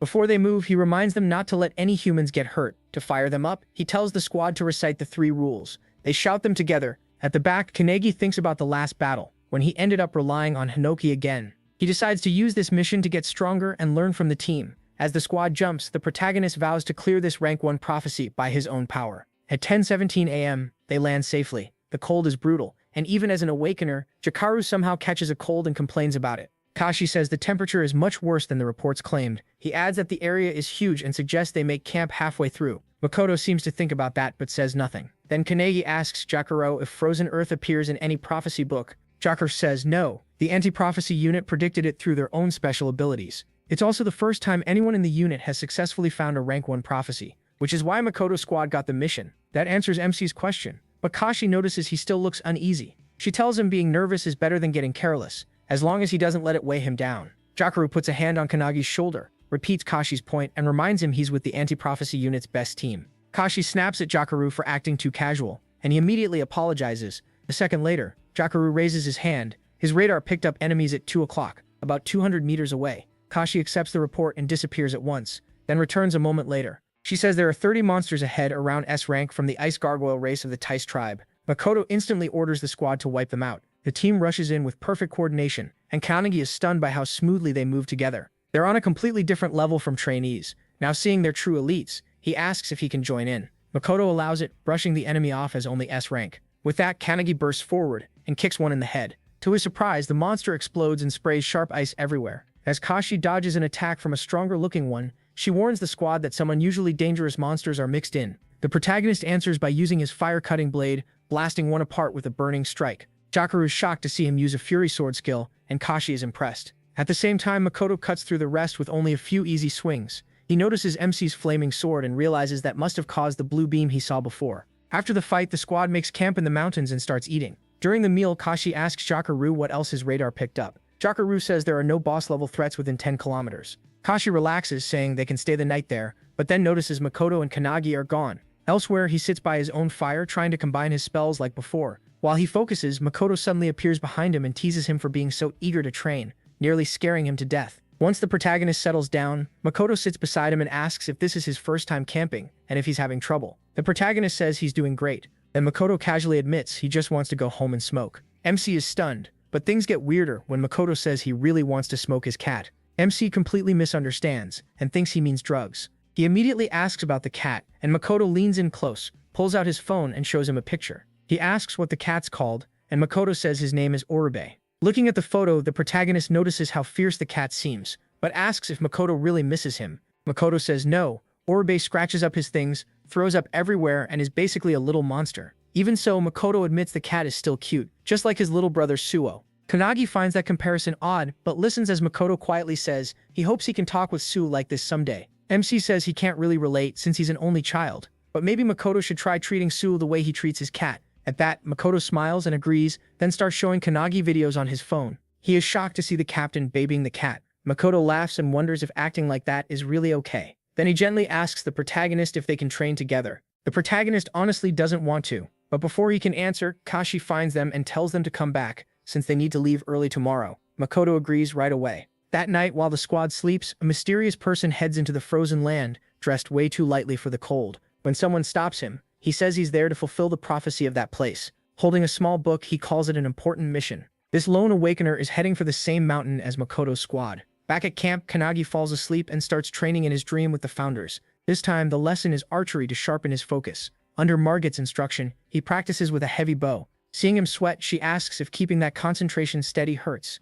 During the lesson, Hinoki loudly complains that it isn't sword day, but the page shuts him down, reminding him yesterday was his turn. Even with all that noise, Margit is impressed. MC stays focused. His concentration is far better than it was at the start. Kanagi says he's on a mission with an incredible team, and that pushes him to do his best. Fixing his eyes on the target, he lets the arrow fly and nails the bullseye perfectly. Margit is amazed. He drops to the ground in relief. Margit tells him to remember that feeling and ends the session. The moment training is over, Hinoki lights up. He instantly pulls his sword and tells the protagonist to get up for sword practice. But before they begin, MC wakes up to his squad calling him. It's time to move. Before they leave, Makoto says today they're taking down the boss tied to the prophecy. As they push deeper in, they run into another wave of monsters, a flock of blue birds. When the squad charges them, the founders inside Kanagi remark that this mission should be easy with a team this strong. But the mage notices one of the older founders looks uneasy, like something about this fight feels wrong. After a hard clash, the squad clears out the monsters and opens the way ahead. Makoto tells Jakaru to scout farther.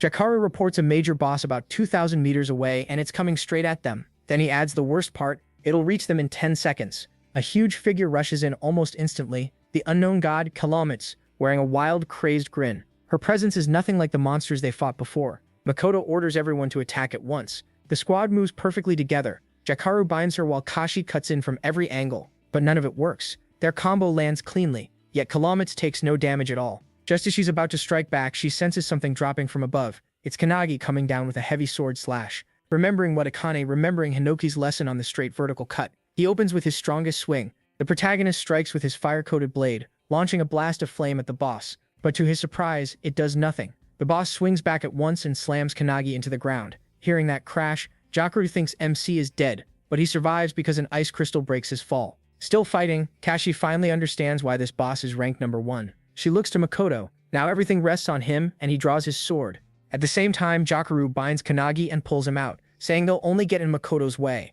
As the others fall back, the boss swings at Makoto with full power. The blow sends out a huge shockwave, and he fears for Makoto's safety. Then Makoto stops the blade just before it can touch him. The boss attacks again, and once again Makoto blocks it with ease. He answers with one brutal slash and cuts off her arm. Hinoki is blown away by that move and says he wants to try it too. Kanagi, already worried, flat out refuses to let Hinoki take his body. Facing the injured boss, Makoto says he wanted his team to learn by fighting someone this strong, but now he's ending it. Hearing that, the squad quickly puts up a barrier around themselves. Makoto pours his red dragon power into his sword, covering it in raging flames. Then he adds crimson light and fires a giant inferno at the boss, blasting away nearly half her body. Kanagi is stunned. Makoto just used a sword flame attack like his, only far stronger. Without that barrier, the whole team might have burned up. The protagonist quietly says sorry to the boss, saying it's his job to protect the world. Then suddenly meows, making everyone cringe. Watching closely, MC realizes Makoto's style is nothing like Hinoki's. He's on a whole different level. Amazed, Kanagi starts wanting to learn from him.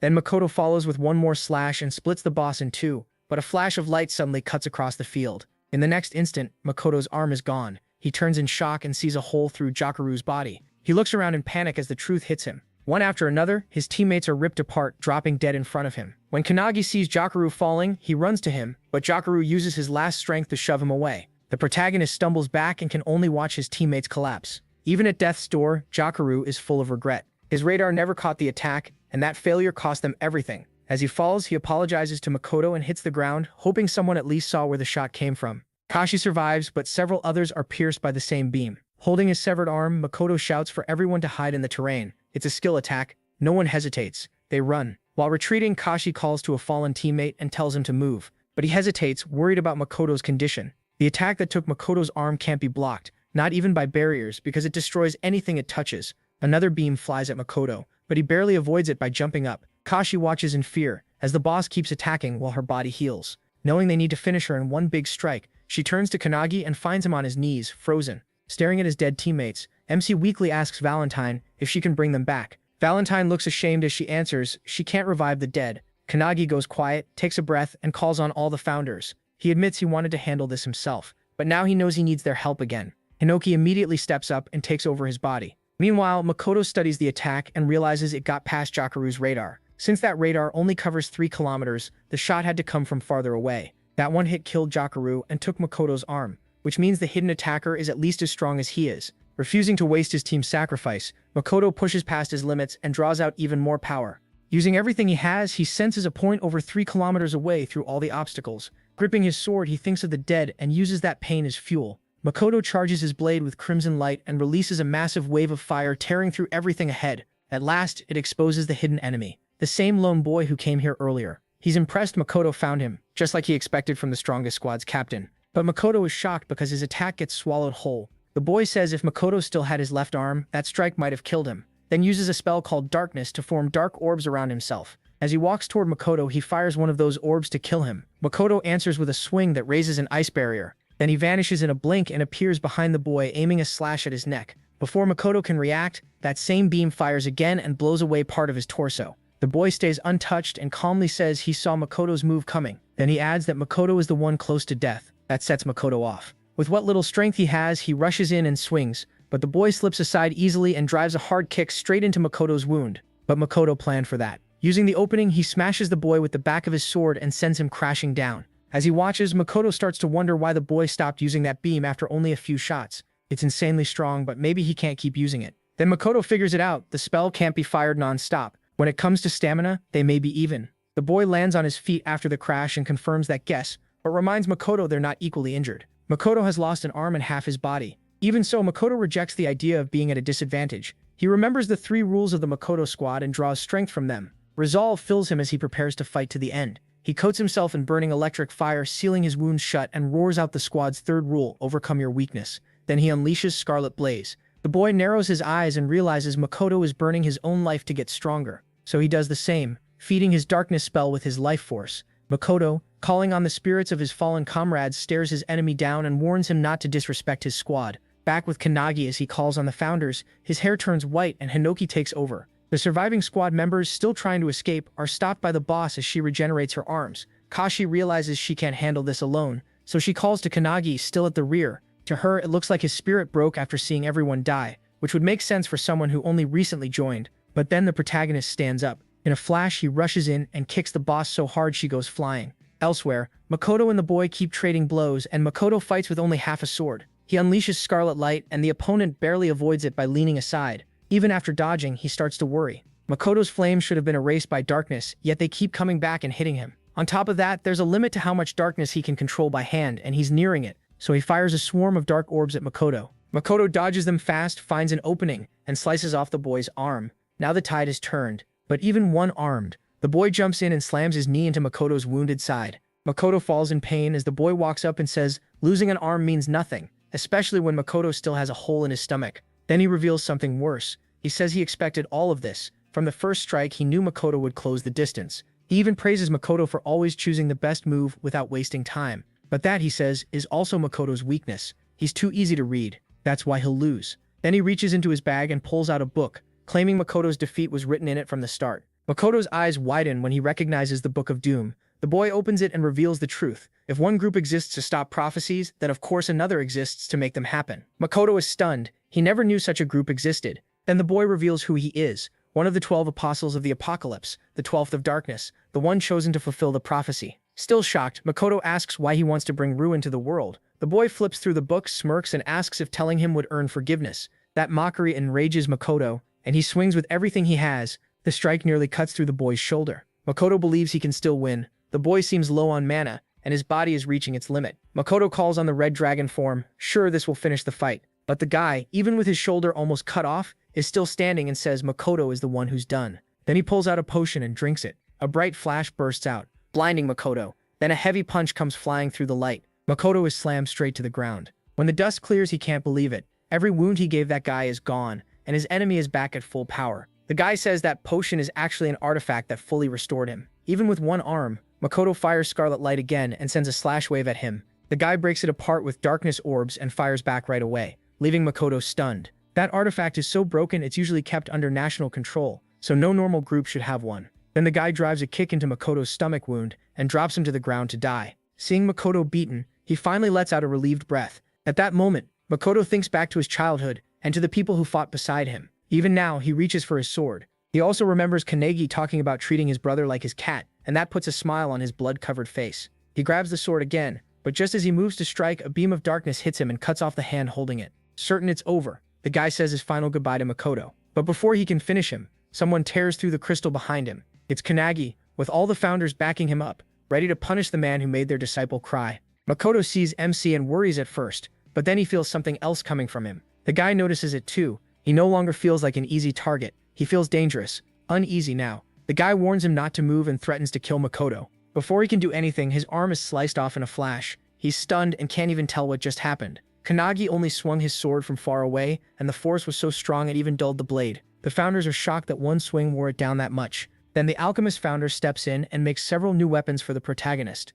With nothing but revenge in his eyes, Kanagi tells every founder to go all out on the guy. Meanwhile, the guy regenerates his arm completely. That surprises Hinoki. The mage founder says it's reversal, a skill she never thought a modern awakener would have. She guesses the artifact is healing him over and over until its power runs out. While she explains, MC fires an arrow straight into the guy's head. He never saw it coming, but the wound closes up at once. One founder asks how they're supposed to kill him. The mage says they have to keep killing him until he finally stays dead. The guy casts his darkness spell while Kanagi knocks another arrow. When he lets it fly, the darkness tries to stop it, but the arrow punches through and hits the guy in both the chest and head. The archer founder taunts him, asking if he really thought his arrows could be stopped. The guy heals again and fires a swarm of darkness orbs back. Using the founder's evasion skills, Kanagi slips past them and rushes in at once. He kicks the guy right in the face, grabs his hand, and slams a palm strike into him. One founder points out that the guy can't use his annihilation beam when his own orbs block his sight. That makes things easier for them, since his attacks are simpler to dodge. Kanagi then smashes a heavy blow into the guy's gut and sends him crashing down.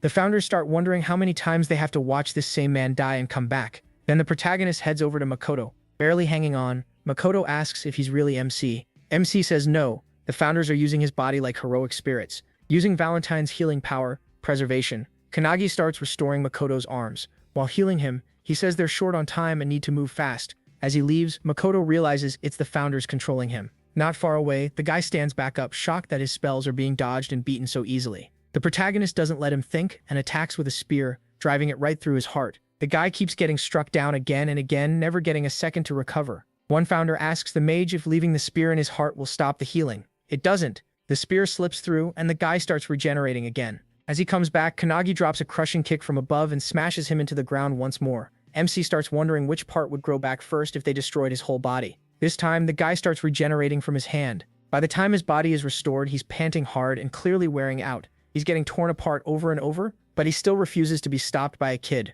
So he decides to kill Makoto and run. But when he rushes over, Kanagi is already there, sitting beside Makoto and guarding him. With a crazy smile, he tells him he's too late. Then Hinoki takes over the protagonist's body and using his sword style cuts the guy completely into pieces.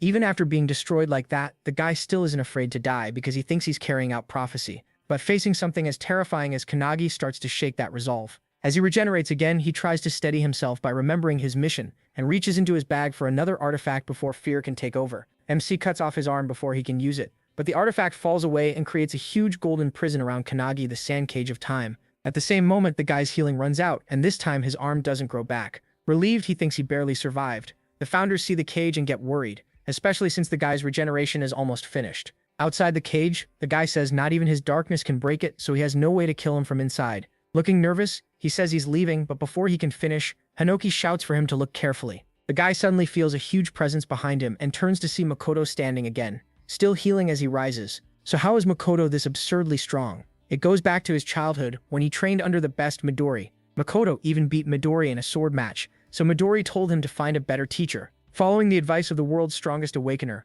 Makoto searched for top masters everywhere, but he outgrew each one. Swordsmanship, magic, speed, it didn't matter. None of them could keep up for even a month. One teacher finally sent him to the strongest swordsman they knew then, Hinoki Ichika, Hinoki's little sister. Ichika became Makoto's last master, and he trained with her for about 3 years. During one lesson, Makoto asked her about a sword technique from a book called Indomitable. Even Ichika couldn't explain it. She said it was something only Hinoki the founder could use. That only made Makoto more interested, since he'd already read about it. Not long after, Ichika realized she had nothing left to teach him. Makoto had already mastered Hinoki's one-handed sword style. Makoto still wanted to get stronger, but Ichika didn't know how he could go further. She said he was like a flower bud that still hadn't bloomed, and even with all his training, blooming in this life might be hard. Still, she hoped one day a greater swordsman would appear before him. Now, in the present, Makoto realizes that moment is here. He's watching Kanagi use sword moves he didn't even know were possible. Ichika once said a chance like this may come only once in a lifetime, and he can't let it slip away. Thanking Ichika in his heart, Makoto brings his severed arms together.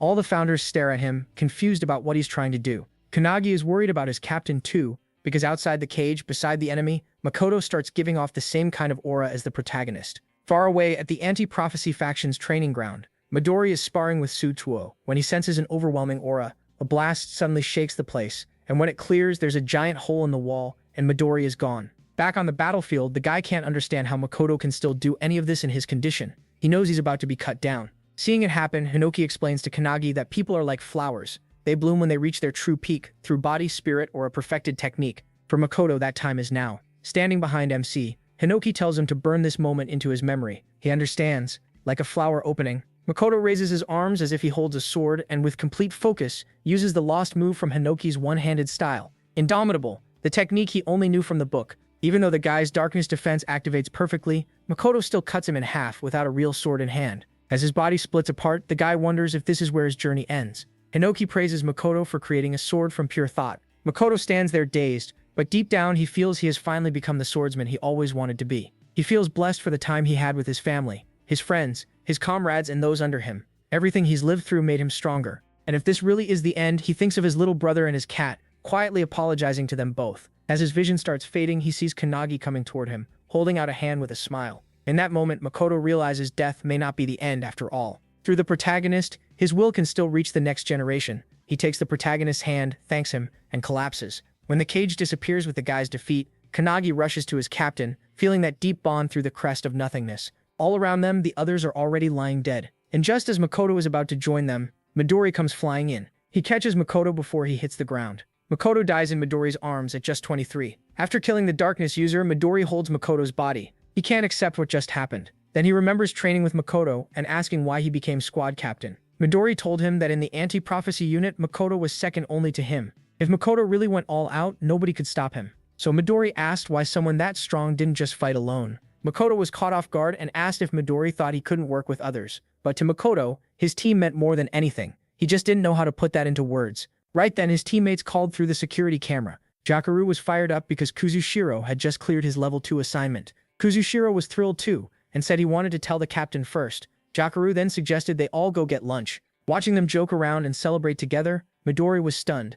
Makoto then admitted he truly cared about his squad, and even if he got hurt in battle, he'd still be glad if his comrades were with him. Back in the present, Midori cradles Makoto's body and says that wish came true. Even if most of the squad is gone, 2 of them are still alive. With tears in his eyes, Midori closes Makoto's eyes and says he fulfilled his duty as a leader. Midori knows he couldn't have done the same, but Makoto did and did it with honor. Nearby, Kanegi lies on the ground. The founders stand behind him as darkness starts swallowing his mind. The mage says it's probably because MC blames himself for the station's destruction and for not being strong enough. The founders all know this pain too. They've each lost comrades, friends, and family, and many of them, like Hinoki, never truly recovered. Hinoki walks up to Kanagi, who is kneeling there in despair, and calls out to him, but he says he doesn't want to fight anymore. His heart feels shattered. He believes that if the founders had fought from the start, no one would have died. Trying to grow stronger for others only turned him into a vessel for them. Hinoki tries to answer, but the protagonist is drowning in his own thoughts. In his mind, he feels the hand he shared with Makoto burning like fire. He understands that Makoto trusted him to carry on what he left behind.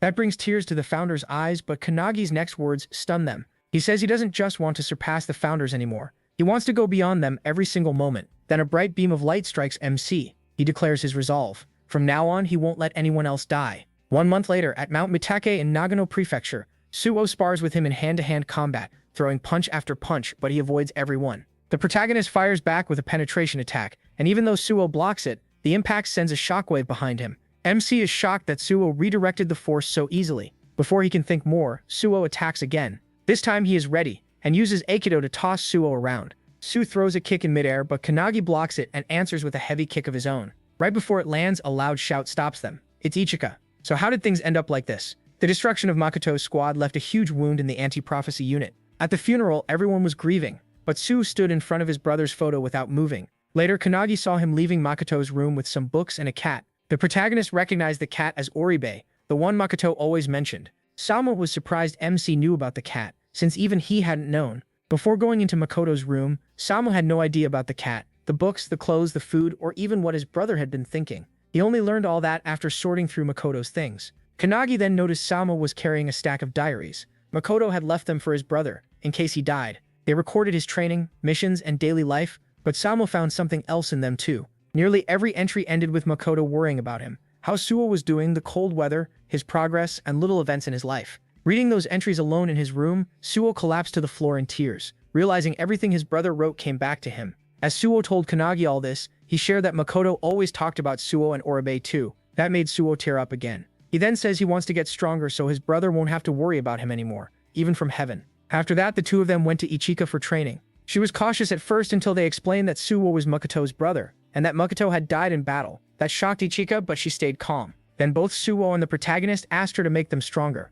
Back in the present, Ichika is amazed by how much they've grown, especially Suo. Kanagi asks about his own progress, and Ichika lets out an annoyed sigh. She says she has nothing left to teach him because he already knows too much, then jokes that she should be asking him for lessons instead. She kicks a stick toward them both and grinning wildly says she is the sword, so they should come at her. Both of them rush in, with Suo attacking head-on and MC striking from above. As they fight, MC swears he'll keep getting stronger and become the strongest awakener in the world. Meanwhile, in London, England, a man in a hat and coat walks alone through the night. As he turns into an alley, someone identifies him as Quatre, one of the 12 apostles of the apocalypse. Quartz recognizes the person facing him too. It's Midori. Midori coldly demands the location of Quatre's base and comrades, warning that anything else will get him killed. Quatre instantly pulls out his strange heart-shaped pike and tells Midori to try him. A burst of blood suddenly sprays from the alley, and Midori walks out untouched. Outside, other anti-prophecy members are waiting. Midori hands them the book, then turns away and says 7 are left. That gives them 5 books total, meaning they've already killed 5 of the 12 apostles of the apocalypse, and Midori is already moving on to the next target. Inside anti-prophecy's top secret facility, the Hunt of Everlasting Secrets, someone presents Midori's recovered book to an old woman. She is Io, the superintendent of the anti-prophecy unit. The man delivering the book says it came from Midori, and explains that these are prophecy books taken from the 12 apostles of the apocalypse. He is Tengen, Io's assistant. Another assistant, Shiki, is there as well. She suggests the books may all be pieces of one larger book that was split apart. Io opens the book and says the real problem isn't killing the apostles or collecting the books. The bigger issue is Midori acting alone, and Makoto's death seems to have scarred him deeply. Hearing that, Shiki asks what they should do. With a smile, Io tells them to leave Midori to her, and says she'll make tea for him when he comes back. Then Tengen and Shiki suggest that since Makoto's squad is gone and left an empty spot in the anti-prophecy unit, they're willing to form a new squad under their own command. Io goes quiet and thinks it over. Meanwhile, near Tokyo, a rank 2 prophecy called Rebellion is breaking out. Its boss is the God of Down. Anti-prophecy members are fighting the prophecy's troops, but they're having trouble taking down even a few. In panic, they call for their captain, Hibiki. Hibiki, captain of the Hibiki Setsuna squad, steps forward. To her, these enemies are boring and easy. She glances back at Akane, who who is training with her squad, and asks if she can handle it. Akane activates her Trismegistus spell, forming a huge mass of mercury. She tells everyone to stay back and spreads the mercury across the ground toward the troops. Once it covers their feet, Akane changes the mercury into gas. The troops start coughing and choking. Then she turns the gas back into liquid mercury, now inside their bodies. Next, she uses crimson heat to boil it, and finally solidifies it, killing them instantly as spikes form inside their bodies. The whole squad is stunned, because Akane wiped out every troop in seconds. She snaps her fingers, turns back to the group, and says she's done. Hibiki walks over, clapping, and praises her for using all 3 states of matter and chaining 4 attacks into one skill. Lifting Akane's chin, Hibiki says it's a shame she's only a temporary member, then invites her to join the squad for real after training ends. Akane excitedly says she'll think about it. The others are impressed too, wondering if someone that cute and strong might really join them. But actually, Hibiki wants Akane on the team because she'd make fights even easier. As soon as Akane leaves, she calls Kanagi to say she finished Lesson 7 on controlling alchemy's 3 states, and asks him to send the next one. He, busy protecting his lunch from the cat, says okay. The founder alchemist is amazed Akane mastered level 7 already, and the protagonist asks him to prepare 3 more lessons for her. He happily agrees. Kanagi tells Akane, and she thanks him. She also says Hanada has already reached Lesson 8. In Tokorozawa City, Saitama Prefecture, a rank 2 prophecy called Earth-Eating Beast appears, led by Sphinx. Hanada goes after the boss and destroys it with 1 lightning kick, clearing his level 8 lesson. The captain of the Todoroki squad praises Hanada and asks him to join their team. Like Akane, Hanada says he needs time to decide which squad to join, then asks her what she thinks. Akane grins and says it doesn't matter which squad he picks, she'll beat them anyway. Kanagi, still on the call with them, is glad they're both getting stronger and says he should start training harder too. That makes Suo complain that Oribe always sticks to MC instead of him, and he tries to pull the cat away. Then Akane brings up a rumor about a new squad. Since he hasn't heard, she explains it's being made to replace Makoto's squad, and the captain will be chosen from the member with the best results. The protagonist doesn't think much of it, but Akane isn't focused on the captain choice. She wants to know if Kanagi plans to make his own squad. At first, he treats it like she's joking. Then he suddenly stops, realizing how serious that idea is, and asks why she brought it up. Akane says there's a wish inside the anti-prophecy. They want a force that can wipe out every prophecy. That catches MC off guard, and Akane admits she wants that too. She says everyone is looking for a strong leader, and in her eyes, Kanagi has what it takes to become a squad captain. Right then, her captain calls for her, so Akane quickly says goodbye and leaves the call. After that, he can't stop thinking about becoming a captain himself. Elsewhere, Ichika asks Suin about the protagonist, and he tells her about the talk of the protagonist possibly becoming a captain. Ichika says Kanagi could do it if he wanted, and Suo agrees. Still unsure, MC turns to the founders for advice, but even they don't seem sure what to tell him. They realize they've spent their whole lives serving a master, so they don't know much about this kind of choice. The mage founder bitterly calls them useless teachers, since they can't guide him here. Hinoki asks the founder of military strategy, Rion, for his view, but Rion refuses to step in and says the time isn't right. He adds that someone else is already fit to guide Kanagi. Before the protagonist can think that over, a wooden spear slams into the ground right beside him. He looks up and sees Ichika coming over, telling him to stop overthinking and keep training. With a wild grin, she challenges him to use Flash Step on her. Kanagi accepts, jumps down from the rock, and uses Flash Step. He mixes it with Ripple Step so he can land lightly. Ichika is amazed and starts wondering who MC really is. To her, no normal awakener should reach this level in only 6 months. He laughs, remembering all the times Hinoki pushed him through brutal Flash Step training and how often he failed. But the memory ends fast when he feels energy rushing at him. Ichika charges in with her wooden staff powered up, and he barely slips away. Her strike splits the rock behind him in 2. Seplisryu is left speechless. Ichika tells Kanagi she doesn't care if he's distracted. She'll make him focus. A little tense now, the protagonist steadies himself and fully locks in. Inside him, Hinoki realizes Rion meant Ichika was the one who could guide MC.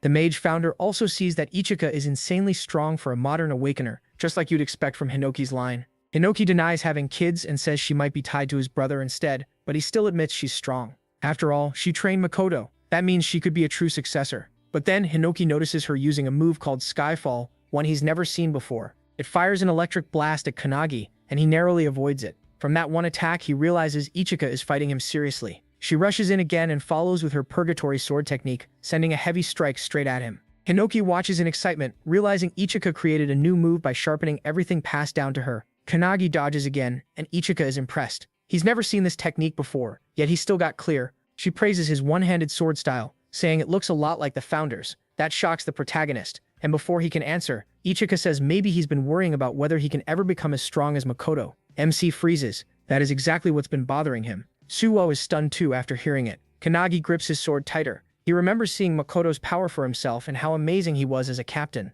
That's why he keeps wondering if he'll ever reach that level. Then, to his surprise, Ichika tells him he doesn't need to become Makoto. She suddenly shouts for him to focus, pours in her energy, and unleashes Tengu Dance, creating a huge water tornado. She says that move was built by later masters, who kept developing the founder's style. They may never match the founder because the gap is too huge, but they kept chasing that peak and got closer little by little. Kanagi finally gets what she's saying. Ichika admits she doesn't fully know how great Makoto was, but from what she saw, he had to be an amazing leader. She says the protagonist won't be the same as Makoto at first, but if he keeps sharpening himself, he can absolutely reach that level. Pointing her wooden stick at him, she tells him not to try to copy Makoto. Instead, he should walk the path that was left to him. Those words make Kanagi remember the day Makoto shook his hand. Looking back on that moment, he understands he needs to face forward instead of measuring himself against someone else. Ichika smiles and says that for that future, she'll train him herself. After that, they throw themselves into brutal training for 2 weeks. Then, at Anti-Prophecy headquarters, Hibiki and Todoroki look over the list of new squad captain candidates. The recommendations came straight from the superintendent. Kanagi and Ichika are both on it. Some people think those picks are strange. Outside the building, a shadowy figure talks on the phone saying they've already infiltrated the facility and that the new captain exam starts in 3 days. Holding the Book of Doom, the figure declares they will become the Anti-Prophecy's next squad leader. That person is Eva, one of the 12 apostles of Apocalypse. Eva has a skill called Heavenly Demon that lets her take the place of anyone she kills. Her plan is to become captain of the new squad and destroy the Anti-Prophecy from the inside. While Midori keeps hunting the 12 apostles and has already taken down over half of them, they know they can't beat him head-on. So they've chosen to tear down the Anti-Prophecy from within, because they'll do anything to complete the prophecy. 3 days later, the captain selection exam begins at the Anti-Prophecy's grand training field, and all the candidates gather. The instructor announces there will be 4 tests. Only 4 people can move on to the final round. Each test uses points. First gets 3, second gets 2, and third gets 1. Whoever ends with the highest total will become captain of the new squad. The superintendent watches in silence, while the instructor tells everyone to do their best. They all answer with a loud yes. Kanagi can feel everyone's eyes on him. There are 8 candidates: Koki from the Yagarama squad, Akihina from the Yorizuya squad, Sonobe from the Yashima squad, Hisagi from the Kakabe squad, Sakazaki from the Sarazaki squad, Shikami from the Todoroki squad, and Jiru from the Hibiki squad. But the real problem is that one of them is actually Eva, a hidden apostle posing as a candidate. Then there's Kanagi, the special recommendation. Unlike the others, he's by himself. Since Ichika, his captain, isn't there, she overslept again. Still, she sends him a message saying if he loses, she'll make him pay for it herself. Not wanting to get knocked out before Ichika arrives, MC steals himself for the exam. At the same time, Ichika races toward the training grounds on Sutsubak, yelling for him to move faster. She knows they could miss the most important part if they don't hurry. Since she's sure Kanagi will win, she refuses to miss it. Back at the field, the first test starts. Mana measurement. To everyone's shock, he pours out so much energy that the measuring device breaks, giving him first place. Akihina from the Yorizuya squad, who comes in 5th, is stunned by how overwhelming the protagonist's power is. Sakazaki gets 3rd and Sonobe takes 2nd, and both realize Kanagi is on a different level. Sakazaki says strange cases like this happen when a true genius shows up in either raw strength or mana, and he figures MC is a mana monster. He compares him to another oddball in the exam, Shikami, who placed 7th. That puts him in 1st on the board with 3 points. Then the instructor announces Test 2, hand-to-hand combat. Now the real fight starts. Each person will face an opponent, and a win is worth 2 points. As the first matchup is called, Shikami raises his hand and asks to fight the protagonist. He's known as the strongest regular member in hand-to-hand combat, and is considered an irregular too. When he was only 2 years old, monsters from another dimension appeared around him. Even as a baby in a cart, he killed them all by himself, shocking his mother. He protected her and became a legend. From the crowd, Hibiki accuses Todoroki of cheating by putting Shikami into this test, but Todoroki says using his strongest fighter is completely fair. He points out that Shikami has both huge magic talent and absurd physical strength. Todoroki proudly says he's trained Shikami ever since he joined the squad, and no one has ever beaten him in hand-to-hand combat. Hearing that, Hibiki wonders if the match will be over in an instant since Shikami is almost impossible to beat up close. When the fight starts, Shikami walks up to Kanagi and asks if he's really been giving Hanada lessons. Thinking of the founders, MC answers that he's only the messenger. Shikami doesn't get it, but says someone is clearly guiding Hanada from behind the scenes, and Hanada is already a super genius. Shikami says Hanada would reach that level even without him. He just nods and agrees. That answer only makes Shikami more irritated. Furious, Shikami activates Violent Bite and turns monstrous. Then he rushes the protagonist at insane speed. MC barely ducks and Shikami instantly follows with a heavy claw strike. Todoroki loves seeing his fighter go all out. Shikami throws everything into the swing, but Kanagi slips aside and takes the opening. Dropping into Kudu's stance, he grabs Shikami's wrist and slams him hard into the ground. The hit sends out a huge shockwave and blasts rocks everywhere, leaving everyone stunned. When the dust clears, both fighters are in the air. The others can hardly believe it. Kanagi only redirected the attack, yet the force wrecked the whole field. Even he is amazed by Shikami's power, but Shikami thinks he's mocking him. Even after that slam, Shikami lands safely. That shocks everyone, especially with the ground torn apart. Akihina, looking over things on his laptop, says this was bound to happen. Shikami's body is far tougher than a normal applicainer's. His physical boost is on another level. After steadying himself, Shikami charges again. Kanagi realizes counters alone won't beat him. He needs a new approach. Using his founder power, he throws a light kick at the incoming Shikami. Then he multiplies it with his penetration technique, Luminance Kick, hitting Shikami over and over in midair. Everyone stares in shock as Shikami crashes down, defeated. The instructor steps in at once, stops the fight, and gives Kanagi the win along with 2 more points. The other squad members are stunned. The protagonist just beat Shikami with pure close combat, even after Akihina called him an irregular. Now Akihina is typing furiously, caught off guard by how strong MC is in hand-to-hand combat. He thought he would get taken out on his own, but now he is clearly a problem for his plans. When Shikami wakes up, he's shocked to find Kanagi using a spell on him. The protagonist calmly explains that he's healing him.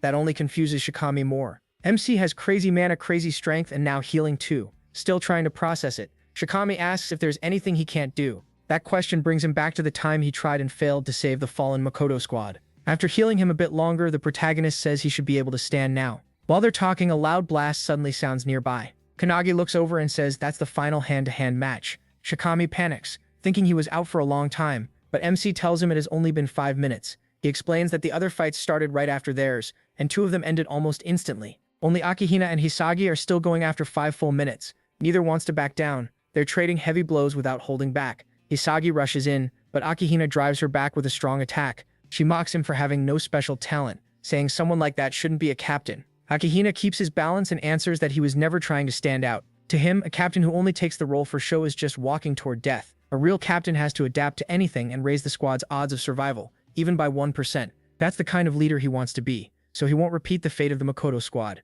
Those words hit Kanagi hard, since Akihina is talking about his dead comrades that way. Shikami gets angry too and tells Akihina to watch his mouth. Back in the fight, Hisagi uses her chainsword style and charges with a spinning wave of energy. Akihina blocks it, but the force still slams him into the ground. Hisagi goes in for another hit, but right before it lands, Akihina suddenly surrenders. The instructor ends the match and names Hisagi the winner, leaving her stunned. Another squad member grabs her before she can lunge at him, furious that he quit instead of fighting seriously. Akihina says he expected the fight to drag on, so he saved his strength for the next tests. As he walks off, he's sure he could have beaten Hisagi but doesn't want to show everything yet, especially with Kanagi watching. The hand-to-hand round ends with him in first at 5 points and Tsunonobe in second with 3. The instructor calls for a 30-minute break and warns that after the next test, the 4 lowest scores will be cut. As lunch starts, the protagonist wonders where Ikina and Su are. They should already be here. Outside Anti-Prophecy headquarters, Su finally arrives carrying Ikina, completely worn out. He's confused when she heads for the courtyard instead of the training ground, and asks why. Ikina says she can smell a lingering aura there, one that tells her someone recently died. She says it feels like an awakener was killed by a monster far stronger than them. Su is stunned. If an awakener died here, then someone may have gotten inside Anti-Prophecy headquarters, even though its location is secret. Ichika says the 12 apostles are strong enough to find a place like this. That shakes Su even more, and when he asks why they would come here, she ignores that and tells him to head to the training area. But in her head, she's sure the dead person was around captain level. Since no one reported it, the whole thing is getting stranger. Now Midori, Ichika, Su, and especially Kanagi all share the same goal, avenging Makoto. During lunch, while everyone eats, talks, and treats their injuries, Akina sits alone with his laptop. MC, meanwhile, is sitting with Shikami when he suddenly lights up after spotting Ichika and Su. The mood changes fast when the others recognize Ichika. She's one of the 5 elite members of the Anti-Prophecy Special Task Force, alongside Midori. Su looks around at the captains and feels uneasy. Isega said a captain had been killed, but all 7 captains are standing here. Hearing that, Isega smirks and calls Kanagi over because she has something important to tell him. She explains everything, shocking him with the idea that one captain may actually be a 12 Apostles imposter. Based on the aura left in the courtyard, Isega says the dead person was definitely captain level. But since every captain is still here, something doesn't add up. The only answer is that one of them is a fake wearing the victim's place. Anagi immediately tenses up, and Su agrees. Whoever killed a captain-level person could be standing right among them. Su warns that if they don't deal with this soon, more people could die. Worse, it could lead to a prophecy on a level that would wipe out humanity. Ichika, grinning like a maniac, suggests the simplest answer: kill everyone there and remove the threat for sure. He and Su shut that down right away. They argue that they only need to find the one apostle hiding among them and take that person out. Now fired up, Ikina says this may be their chance to avenge Makoto. The 12 apostles killed him, after all. She asks Kanagi if he wants the same thing. And remembering what happened to Makoto and the squad, he says yes.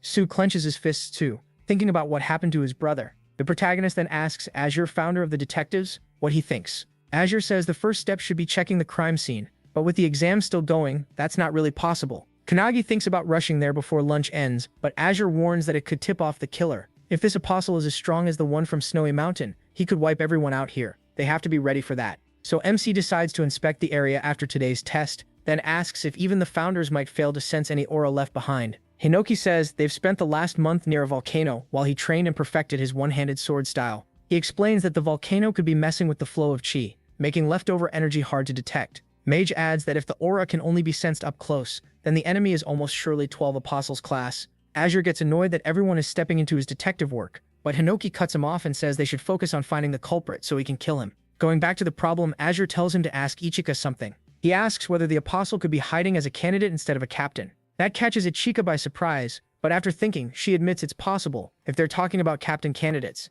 Even so, she says the actual squad captains still can't be cleared. Kanagi gets it and quickly comes up with a plan for the next test, assuming it's based on combat. But only a few minutes later, the instructor starts the third exam and reveals it's a written test, completely blindsiding the protagonist. The candidates are put in separate rooms with no phones, so MC can't gather any clues about the imposter. The exam is all about anti-prophecy rules, and he barely understands any of it. Still, he refuses to quit and pushes through. When time is up, the instructor announces the results. Kanagi gets no points while Akihina climbs to second with 3. The bottom 4 candidates, including Shikami, are eliminated. The protagonist feels ashamed for getting the worst score on the written test, but he stands there frustrated. Shikami comes over and tells MC he did a good job. They both got 0 on the written test, but Shikami is even more upset that Akihina got a perfect score. Even so, he praises Kanagi for staying in first place. He says he'll be rooting for him in the second half, then wonders who'll become the new captain. After that, the superintendent will check if the new squad can actually work together. Shikami explains a squad needs at least 7 people, so the captain has to gather 6 more members. He tells him to start thinking about who he'll pick once he becomes captain. Then he puts a hand on the protagonist's shoulder and offers to join his squad, bragging about his strong body. With a grin, Shikami walks off and wishes MC luck in the rest of the exam. Once he's gone, Azure tells him to go check the crime scene. But the way he says it makes him realize Azure already knows who did it. Azure confirms it, but says he still needs hard proof before he can officially name the culprit. Then he says it's time for them to strike back at the 12 Apostles. The mage goes over everything that's happened and mentions that Detective Azure has been helping the protagonist think through the case. Hinoki gets annoyed by how roundabout she sounds, but she's clearly doing it to keep things light. At the crime scene, Azure steps in for MC and starts investigating. Just like he thought, all the clues match his theory. Now that the victim is confirmed, he knows exactly who the killer is too. Hearing that, Hinoki realizes their enemy really is one of the 12 Apostles, and that he may have the Book of Doom, just like the last apostle. The mage asks what they do next, but before Kanagi can answer, he feels a sudden wave of power and gets pulled into a cloudy world. There, he meets an old woman who just says she's a random granny passing by. She asks how the investigation is going, and he says there's been a murder. The killer is using someone else's body and is very skilled. The granny asks if they should catch the culprit now, but he says they already know who it is and not by guessing, they have proof. Even so, he says he still can't reveal everything yet. The granny doesn't get it. To her, the best move is to expose the killer and take them out right away. The protagonist tells her it only looks that simple. There are actually 2 culprits, not 1. He says it's better to bring them both down together when they're in the same place. He'll handle it in the morning, and asks the old lady, who is really the superintendent, to stay out of it and just watch. She smiles, wishes him luck, and repeats that she's only a passing granny who won't interfere.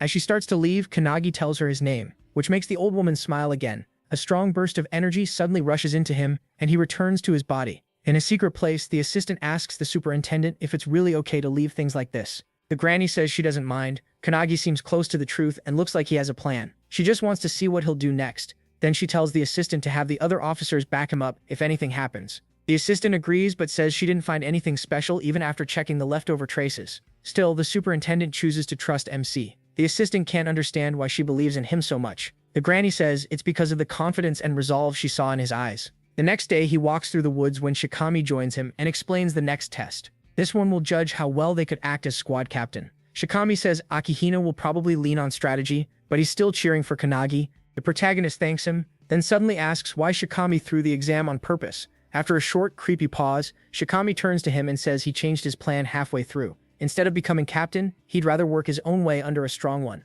Kanagi eyes him suspiciously and says he did it so he could wipe out all the squad's promising members. Ichika is nearby too, hiding in the trees as backup. Shikami doesn't deny it. He says he has no problem killing someone if it's needed for a replacement. He explains that in the third test, he couldn't write anything because his brain could only pull out what was already stored there. That's why he scored 0. Calling himself an idiot, he says it would be easier to just get rid of Akihine's body instead. When they reach an open field, all the squad captains and members are waiting around them. At the center, Todoroki is chained to the ground, with Hibiki and another captain standing beside him, still wearing her usual smug attitude. Hibiki calls Shikami Mr. Apostle and tells him to introduce himself. Knowing his cover is blown, Shikami drops the act, lowers his voice, and reveals he's really Eva, the 9th apostle. Eva explains that her power lets her pull information straight from a host, and says she chose Shikami because he had the best body among the candidates. Hibiki asks with a smirk if Eva was trying to wreck the anti-prophecy from the inside. Eva says yes, but now that she's failed, she'll just kill everyone here instead. Before that, though, she wants to know who figured her out first.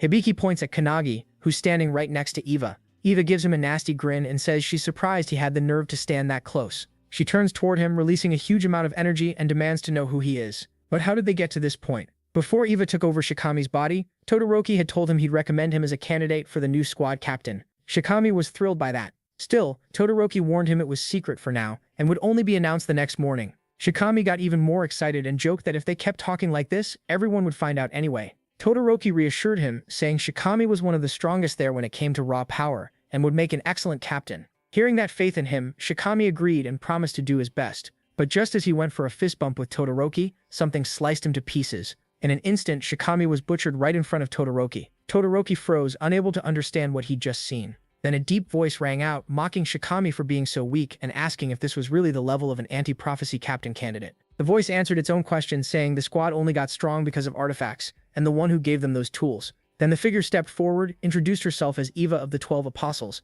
and said she looked forward to what came next. Eva walked over to Shikami's corpse and used her heavenly demon skill to take it over completely. While she was doing that, Todoroki unleashed Vajra and blew her body apart with one massive punch. Breathing hard and furious, Todoroki starts tearing up, but then he hears clapping behind him. The same Shikami he saw die is standing there, praising Todoroki for killing a 12 apostle in one hit, just like his master should. Shocked, Todoroki turns and sees Shikami somehow alive. Before he can react, Eva, now wearing Shikami's form, cuts him in half. With a cruel grin, Eva activates the Necromance Dance artifact and turns Todoroki into a corpse slave under her control. Now controlled by Eva, Todoroki agrees to serve her, and starts to call her Eva, but she slaps him hard enough to nearly knock him over. She corrects him and says to call her Shikami so nobody will suspect her disguise. Todoroki obeys, and the two break into a twisted laugh. Meanwhile, Kanagi and Azure investigate the crime scene. Using his skill, Theatrical Detective, Azure rewinds the scene and watches what happened there. The skill lets him replay past events at a crime scene and see the truth for himself. But there are rules.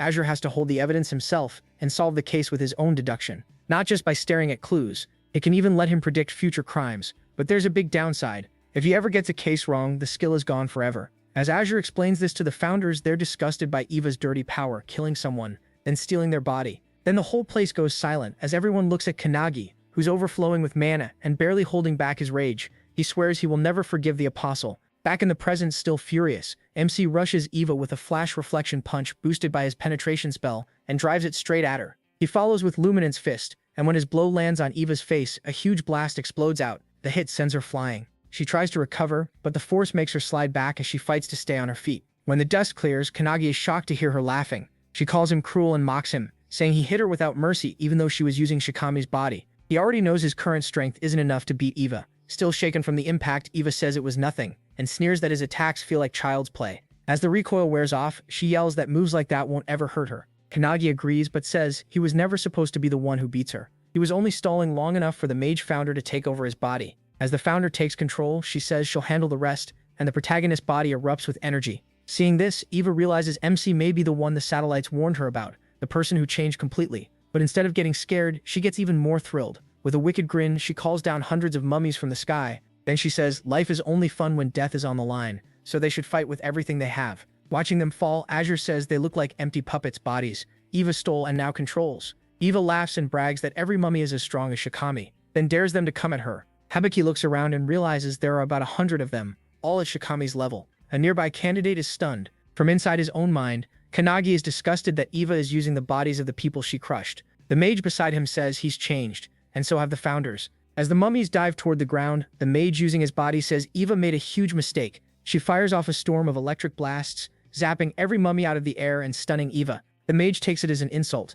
Eva dropped her minions right in front of her, forcing her to strike before they could land. As the burning mummies fall from the sky, Eva stares in confusion, wondering what Kannagi just did. Some people train for years to gain perfect aim, but the protagonist used the skill like it was nothing, and hit every target without missing once. The mage tells MC to stay by her side and watch carefully. He's amazed that even in a weak body she can still use all her spells so smoothly. Calling him closer, she explains that Kannagi only chased power for himself, while the founders wanted to use their power through him. He doesn't get what she means. She goes on, saying that even after all this, the protagonist, drunk on power, still thought only about getting stronger. At the same time, the founders are just as intoxicated by MC's unmatched talent. But after losing a friend, someone who trusted him with the future, the mage says Kannagi is now furious from the bottom of his heart. Pointing at the excited founders, she tells Eva they all like this new theme. Eva is thrown off by that. She rushes in, shouting that the world is simple. The strong crush the weak. But just before she can hit him, a burst of lightning flashes in front of her and stops her cold. Eva looks around in shock and sees thunder raining from the sky. The mage says plenty of people think like Eva, but she once saw a being strong enough to destroy the tower, get played with, and eaten by beasts from another world. After watching her comrades fall, she now stands for the weak and swears to avenge them. Walking toward Eva and Kannagi's body, the mage calls her pathetic and mocks her for not having the strength to really fight. Eva can't even stand back up as thunder keeps blasting her. The mage knows that even when the protagonist trained in the mountains and acted cheerful, deep down he wanted revenge. And all the founders feel the same way. They believe Kannagi will someday reach the same height they did. She holds out a hand and tells him that if he ever needs help, they'll give it. And if something brings him pain, he just has to point at it. They'll end the prophecy. MC immediately points at Eva in the air and lightning bolts rip her body apart. Everyone is stunned. Even the instructor realizes Kannagi is like Midori as a child,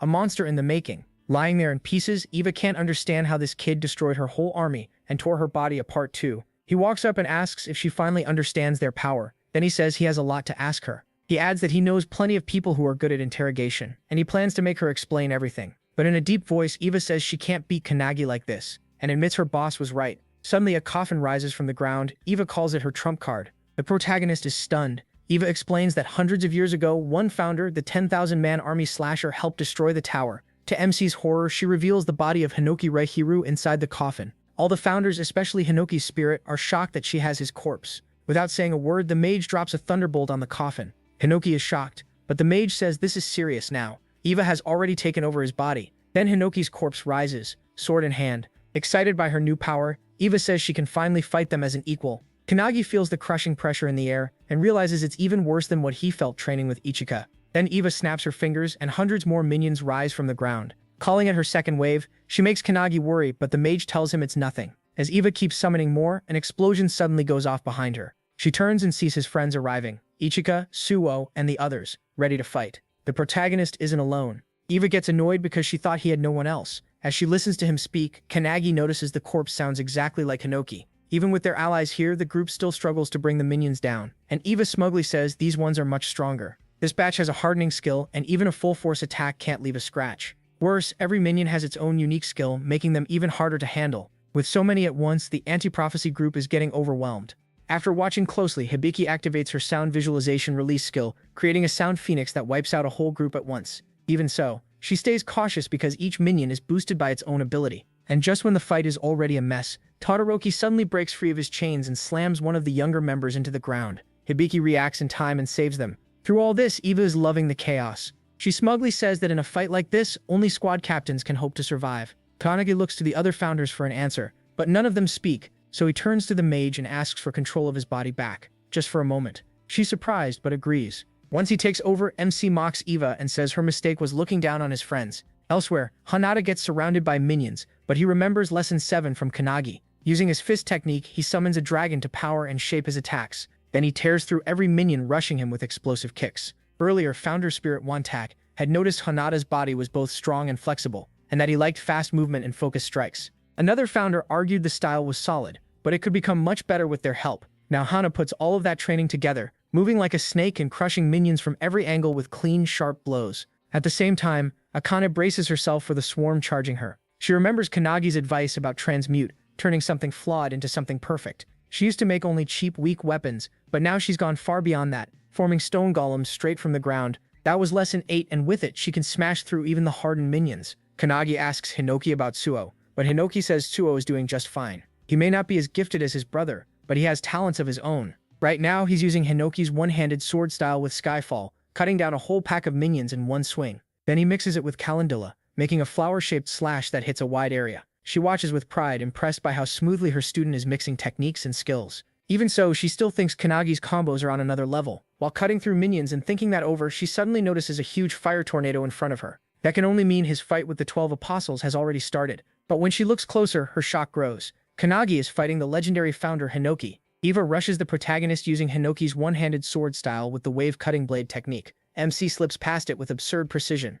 Even though she misses him, the attack still tears up the ground. He fires back at once with the mage's thunderbolt, but someone as strong as Eva barely feels it. She answers with Dice Slash, cutting the whole battlefield into cubes and even slicing through her own minions. Kanagi survives by jumping onto one of the floating blocks and remembers he once endured this very move with his own body. As the field breaks apart into moving cubes, the others can barely keep their balance. One member grabs another who is about to fall, but before they can pull her up, Dice Slash cuts his arm off and she drops, still clutching the severed arm as she falls. Kanagi spots them just in time. He instantly casts a bubble spell and lifts them all to safety. The mage spirit, getting more worried, asks Hinoki what they should do. Hinoki tells her to decide for herself, and she does. Then, just as Eva fires Splitting Cloud, a beam attack, she unleashes it, throwing the battlefield into even more madness. Eva is thrilled by what a founder's body can do, amazed at how perfectly Hinoki's body is built for combat. Even so, she decides she needs something stronger, so she activates Hinoki's secret art, Indomitability, and moves in to strike. But Kanagi shocks her by catching the sword with his bare hand. Hinoki's spirit isn't impressed, and the mage mocks Eva, saying that even with Hinoki's body, she's still weak. Hearing that, Eva snaps and demands how a founder's body could ever be called weak. Wanting more power, she digs through Hinoki's memories for a stronger move. But the deeper she goes, the more her eyes fill with tears like she found something horrifying. Those tears come from the flood of Hinoki's past, from when he was still alive in the Age of the Towers. Just seeing it nearly drives Eva insane. In that memory, Hinoki cuts an entire tower in half with one swing. But after battles like that, he only becomes colder and more distant. Eva can't understand how a human could reach that kind of skill and wisdom. Hinoki's memories are packed with destruction, bodies being cut apart, monsters falling by the dozens, even the sea split open, and wounds carved into the planet itself. The weight of those memories crushes Eva's spirit, and she starts falling apart under it. She panics, wondering where to go and how to become stronger. But it's too much. Her soul starts cracking like it's about to break for good. Hinoki's spirit just shrugs and says Eva's soul can break if it wants. Another founder quickly warns that if that happens, she'll go berserk and attack everything nearby, and that's exactly what happens. Eva's spirit shatters. A terrible scream bursts out of her, so strong people can feel it all the way in Takasaki. The shock makes officials order an evacuation right away. People check their phones and learn the aura is coming from Nagano, nearly 100 kilometers away. Even from that far, the shock waves still hit them, and panic spreads. Some think the world is ending, others think a monster has appeared. Back at the battlefield, Eva keeps screaming and rocks start floating as her aura slams down on everyone there. The weaker fighters cough and collapse, crushed by the pressure. Seeing that, Kanagi calls out to Hinoki, but Hinoki stays relaxed and says he already left this to the mage. Mage agrees. As Eva walks toward the protagonist, Mage lifts her sleeve and shows the seal of truth on her arm. Calmly, she says that if she has to use Kanagi's body, she'll end this in one hit. The moment she releases the seal of truth, MC's body starts pouring out huge energy. Akane can hardly believe what she's seeing. The alchemist spirit inside him tells him and Akane to watch closely. Whether it's magic or alchemy, he says, they both chase truth, and right now, he is about to reach one piece of it. As he speaks, matching seals spread across the protagonist's arms, just like the ones Mage once had. The alchemist spirit wonders if Kanagi's body can handle these fragments of truth, or if it'll break under the strain. By now, Eva's soul is already in pieces, and only the leftovers of it are moving her body. Still, that body keeps moving on instinct, like a wild beast. Hinoki says he abandoned his body to this state long ago, and that state is called truth ignorance. As Eva's rage rises, dark energy explodes from her and warps the air around her. Seeing that, Mage glimpses a future where the power grows so huge it kills everyone there, including Kanagi, and even spreads across the continent. In that moment, Eva could become the end of the world. MC understands the danger as soon as he sees that vision. Mage then uses Magus of Truth, a skill made to shut down an enemy's abilities. Its power is so great even the world can barely handle it. Eva packs dark energy into her arm and swings at Kanagi, but he stops it cold. To her disbelief, he grabs her hand and holds it tight. In that instant, Mage fires a blazing light through him, and a burst of light erupts between them. When it fades, Eva is nothing but a burned skeleton, and he is still holding her hand. Using the protagonist's body, Mage gives Eva's fading soul one last goodbye as her ashes blow away. The other founders watch with resolve, while Hinoki stands up, annoyed that his body and soul are now fully separate. Mage smiles and asks Kanagi if what he saw will help his training. As MC takes his body back, he's stunned to find the field cleared and his teammates cheering like he defeated the monster himself. Hinika though worries he never used his sword, so maybe her lessons meant nothing. Hinoda lets out a relieved sigh, while Suo praises him for burning down such a strong enemy in one attack. But Akane sees more than that. She realizes Kanagi fully read his opponent's skills and shut them down. That thought makes Akane's hands shake. Can a human really reach that level? Even so, she steels herself and decides she'll get there too. The instructor is now stressing over the giant hole in the field. This was only supposed to be an exam, but it spiraled out of control fast. Todoroki is dead too, which only makes the instructor more irritated since now another test will have to be held. As everyone starts regrouping, someone spots a bright circle and panics. The instructor freezes too, but then everyone realizes it's the superintendent. When Kanagi sees her, he remembers the old woman from inside his consciousness earlier. The assistant beside the superintendent also seems confused about why she came. Then the superintendent suddenly kneels before the protagonist, saying she has waited for his return. She says she's been waiting hundreds of years for the founders, and now they're finally standing before her. Sue and the others look to Ichika for an explanation, but she says they should have known, though this may be their first time actually seeing her. Ichika explains that the old woman is one of the founders of the anti-prophecy and the highest authority in Japan. Sue snaps that they already know that, but the real question is why she's kneeling to Kanagi. Ichika admits she has no idea. MC is just as lost, wondering why the old woman he met earlier is bowing to him. The founders inside him also try to remember what's going on, but none of them can figure it out. Then he suddenly feels her overwhelming aura and goes still. The old woman rises and asks if Kanagi remembers her, joking that she's gotten old. To prove it, she turns around and starts shaking her back, calling for Hinoki to watch her waist dance. The founders are totally confused, but then it hits them. The old woman is Io. Hinoki quickly tells Kanagi to switch with him. Once he does, Hinoki greets her, and that stuns everyone nearby. The assistants immediately step forward, taking it as an insult to their superintendent. Furious, they say they'll kill the protagonist and restart the exam. But Ao, still dancing with Hinoki, tells them to back off because everything is fine. Hinoki rubs Ao's head and jokes that she's really turned into a granny. Hearing him talk like that, Ao remembers he spoke the same way long ago, when she was with them. After a while, everyone starts fixing the training grounds and getting themselves together. Later, deep inside the anti-prophecy, in a hidden place called the Hut of Everlasting Vision, Kanagi is amazed by the garden. Io explains that because she can't show herself often, a barrier is usually placed around the area so she can live there in peace. MC asks if she knows all the founders, and Io starts telling her story. She says she was an orphan whose family died during the era of the towers, and the founders saved and raised her. Kanagi is shocked she was only a child back then, and when Io says it was 300 years ago, he's even more stunned to learn she's over 300 years old. Then she reveals she stays young by using an artifact that stops time, as long as she remains inside headquarters. The moment artifacts come up, he remembers them. Hinoki's spirit explains to Valentine that the artifact works a lot like her preservation skill. Valentine agrees and says that at her peak, she could have done the same thing. Still, she wonders where Ao got something that strong. Ao explains that the anti-prophecy has a secret division that collects artifacts, and almost no one knows it exists. Recently, their storage site was attacked, and many artifacts were stolen. Because of that, a special team was made to recover them, and Midori is part of it. The detective founder inside Kanagi suspects the 10 apostles were behind the raid, which would explain their strength in the modern age. The protagonist is amazed by how fast the detective figured that out from so little. The detective then says that when Eva mentioned her boss was the one giving her artifacts, he checked her memories and confirmed it. Another founder points out that instead of finding 12 awakeners stronger than Makoto, it would be much easier to boost average ones with artifacts. Hinoki agrees, saying the two enemies they fought before weren't as strong as Makoto. Inoki agrees too, adding that they didn't even know the 12 apostles existed until the raid happened. She says the apostles now hold the same kind of power as the anti-prophecy's greatest enemy, so they can't be ignored. They're doing everything they can to find the leader, but Midori may reach them first. That revelation shocks Kanagi. Meanwhile, in Detroit, Michigan, the streets are empty, and one area looks like a war zone. A violent spell suddenly forms a tornado and slams it into the ground. At the center stands Midori, who has just learned something huge. They thought the 12 apostles had only 12 members, but there's a 13th. Watching through an orb, a man stretched out on a couch smirks, impressed that Midori arrived sooner than expected. In a cold, playful voice, he asks whether Midori wants coffee or black tea. Midori answers right away. He chooses death, calling the man by his true name, Number 0. Midori fires another turbulence beam at the floating Number 0. The blast is so huge that even far away, another special task force member, Nishina, notices it. Makoto, who's with him, says the city was already evacuated, so the damage should be fine, but he can't figure out why Midori is going this far. They barely get out in time, jumping off the building just before it's cut clean in half and breaks apart. After landing, they decide to leave Number 0 to Midori and go deal with Kamaragi, one of the 12 apostles. Meanwhile, Midori gets annoyed because even his strongest wind attacks can't break the bubble around Number 0. He wonders if it's a skill or an artifact. After finishing his tea, Number 0 steps out of the bubble on his own, taunting Midori and asking if he's done yet. Midori instantly fires back with Wall of Cutting Pearls, hurling huge rocks at Number 0 and setting off a massive blast. But to his shock, Number 0 walks out without a scratch. In front of Midori, he casually says the gap between them is like a whale and a fish. Midori quickly realizes number 0 can defend himself even without that bubble. Looking right at him, number 0 keeps mocking him. He says that normally Midori would be so strong and scary he wouldn't even want to face him, but now Midori is crushed by the loss of his friend. To number 0, that makes him pathetic. He goes on saying Midori was born as nothing but a monster built for battle, yet even then he still couldn't protect the people he cared about.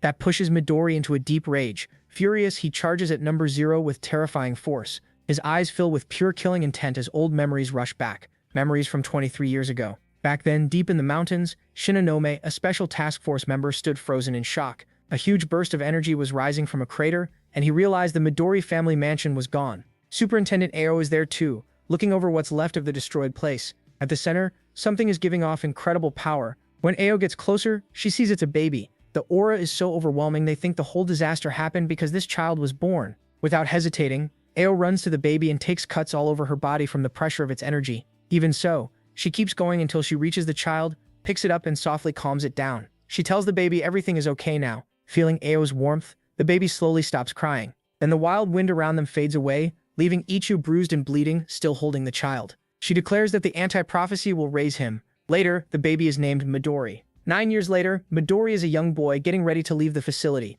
A teacher named Hinoki and 12-year-old Ichika try to stop him, warning that if he goes through with it, the anti-prophecy will come after him. Midori doesn't care and says fine. But when the master turns away, he quietly says that's the exact reason he let Midori live. Ichika, standing nearby, feels the tension, then suddenly starts laughing. Annoyed, the master asks what's so funny. Midori had always been absurdly strong, smashing every record and seeing everyone else as weak. Then one day he meets Makoto, who casually tosses him a wooden stick and asks if he wants to be his sword training partner. Midori is thrown off, but Makoto just smiles and offers his sword. Back then they were the same age. So they start training together, but Midori can't beat Makoto with a sword. It frustrates him, yet he keeps asking for one more match. Makoto accepts, wanting him to learn, and Midori loses again. Frustrated, he shouts, asking why he still can't win, even when he's trying his hardest. Nishina, who's there too, says the problem might be that Midori is too strong.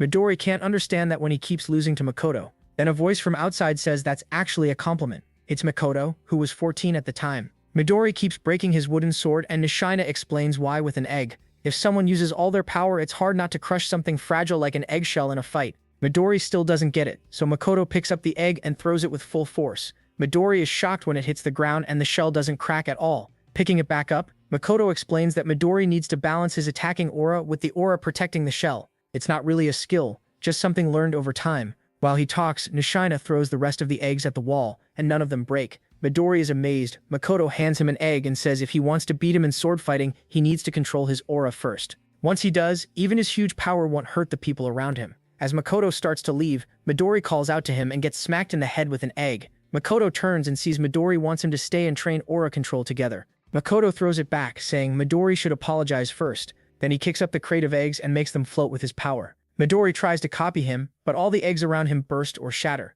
Still, after practicing for a while, he finally throws an egg hard enough to punch a hole in the wall without cracking the shell. After that, they go back to sword training, and now that Midori can control his aura, they can spar all day without wrecking everything around them. Seeing that, Nishina and Makoto get excited too and ask to fight him next. 4 years later, Midori joins the special task force, while Makoto heads off on his own path. Midori leaves for a prophecy mission to help the European branch after hearing about a special rank prophecy called Pandemonium. He asks if Makoto is still searching for a sword master, and Makoto says yes, reminding Midori that he once said he'd find his own master. Makoto holds out his fist, saying they stand as equals. Smiling, Midori bumps fists with him and says he'll be waiting. After that, Midori lives for his friends. As long as they're alive, he'll keep fighting for them. All he ever wanted was friendship, and the 12 apostles took that from him. Back in the present, with all that in mind, Midori rushes number 0 with pure killing intent, while the man stays completely calm. But right before Midori lands the hit, number 0 pulls out a golden egg and crushes it in front of him. It releases a berserk life stampede spell, flooding the area with blazing light.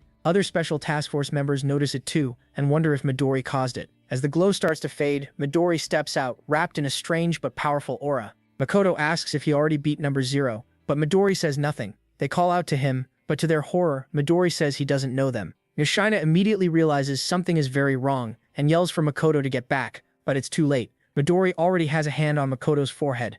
With a twisted smile, he uses turbulence and summons a violent whirlwind. After 3 members of the Japanese Special Task Force vanish, another team from the USA branch, including Marquise and Ashton, is sent to investigate. When they arrive, Ashton touches the ground and senses a huge amount of leftover energy. showing that this was the center of a massive explosion.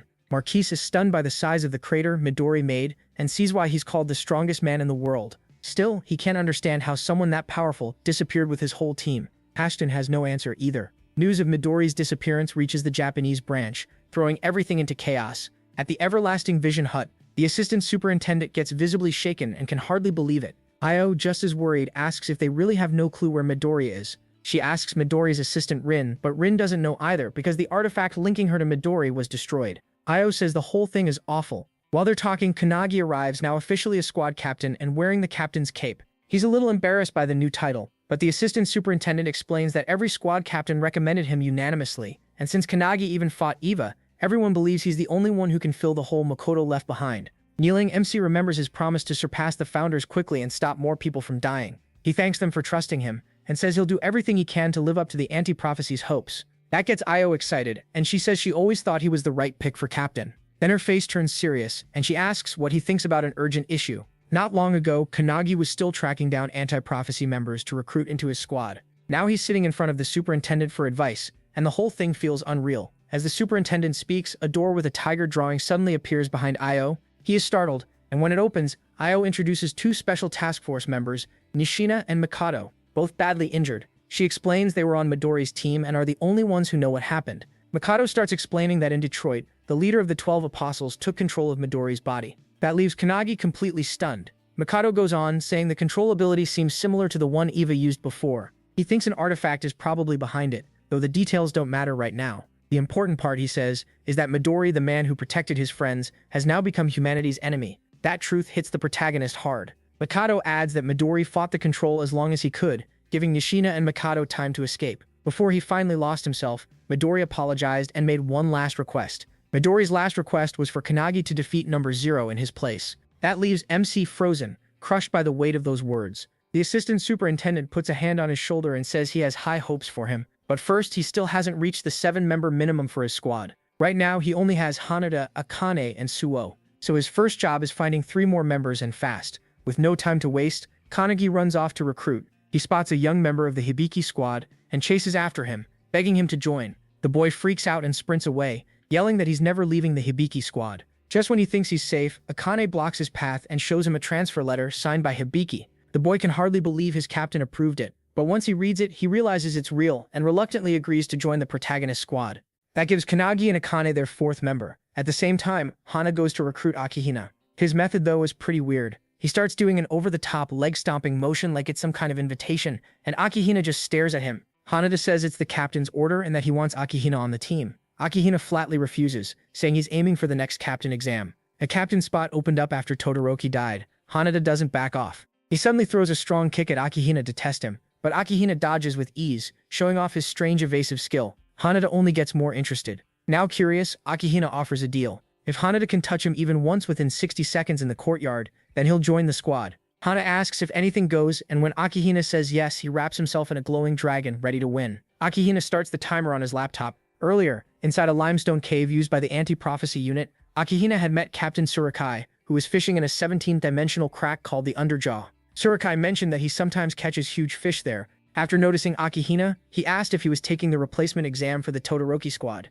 Akihina said yes, but added that he wanted to be a captain who doesn't die. Todoroki told him he could still reach that goal without becoming a captain. Akihina is stunned and asks if that means he isn't fit for it. As Todoroki reels in a monster shark, he says Akihina is missing something. Back in the present, Hanada charges while Akihina keeps avoiding contact. Even when Hana gets right up on him, he still can't land a single touch. Hana quickly realizes Akihina is using some kind of dodging ability. It's Omni-Egos, a skill Akihina has hidden for a long time. Omni-Egos lets him teleport to a marked spot within 100 meters. He has to visit that place first, but once it's set, he can jump there with great speed and accuracy. No matter how many attacks Hanada throws, Akihina slips past everyone. It's a tough matchup, but Hana treats it like training because one day he'll have to face Midori. While blinking around the courtyard, Akihina asks what Hanada sees in Kanagi. Still attacking. Hana says he can't name anything special. He fires off another kick and admits he knows Akihina's idea of a good captain, someone who raises the squad's chance of survival, even by 1. Hana says that sounds noble, but he wouldn't trust a captain who puts survival above everything.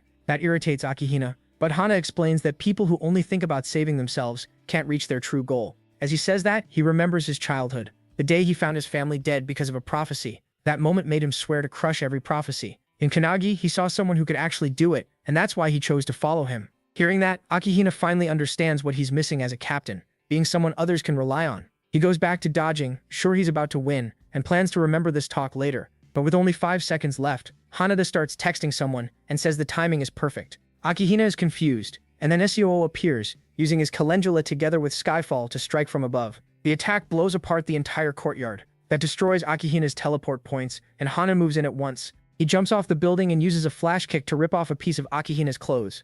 The timer hits 0, but that still counts as a touch, so Hanada wins. After landing, Sur asks if wrecking the whole courtyard was really worth it. Hanada just shrugs and thanks him for the assist. In the back, Akihina is furious, but after typing something into his laptop, he settles down and agrees to join Kanagi's squad. Hanada and Sur celebrate with a high five. Around the same time, MC and Akane bring in another recruit, Iryu bound in chains. He is stunned by the ruined courtyard, but Sur says he's counting on him to write the apology. Hanada tries to smooth things over and says Rin can probably fix it. Still, they have one problem left. They need one more member. Akane has no ideas and asks if Kanagi does. The protagonist points to the Special Task Force survivors Ichika, Mikado, and Nishina, then says he's already brought them into his squad. For now, they'll fight under him. Elsewhere at the Watchtower, the remaining 12 apostles gather for a meeting. Only 5 are left, but they're confident because they now have the strongest weapon in the world, Midori's body. To them, that puts them one step from wiping out anti-prophecy. Number 0 reminds them of their creed. They do everything to bring prophecy fully into this world. In Anti-Prophecy's research room, the assistant superintendent asks the director if he found what they needed. The director says yes, and explains that the Book of Doom the 12 apostles had was actually one book split apart. Using the 8 books Midori recovered, they conclude the current disaster matches a prophecy tied to a special rank called Bhagavad Gita. He says that to destroy the world, the 12 apostles need Midori's power, and that power alone is enough. Out over the sea, Midori flies with Hajime, one of the 12 apostles, toward an unknown destination. Midori suddenly asks if he's ever read the Gita, and Hajime says no. Midori explains it's a Hindu scripture that teaches people to carry out their duty with a selfless heart. He adds that whoever wrote the prophecy now unfolding must have hated humanity deeply. As they pass over Times Square, a family spots them, and one child excitedly points out Midori as the world's strongest awakener. Soon the whole crowd catches on, cheering and asking for pictures. They notice Hajime too, calling him a samurai as the excitement keeps growing. Then Midori tells Hajime to begin. Right after that, he forms a ball of energy in his hand. The crowd keeps cheering, having no idea what's coming. A father even snaps a photo of his child with Midori behind them.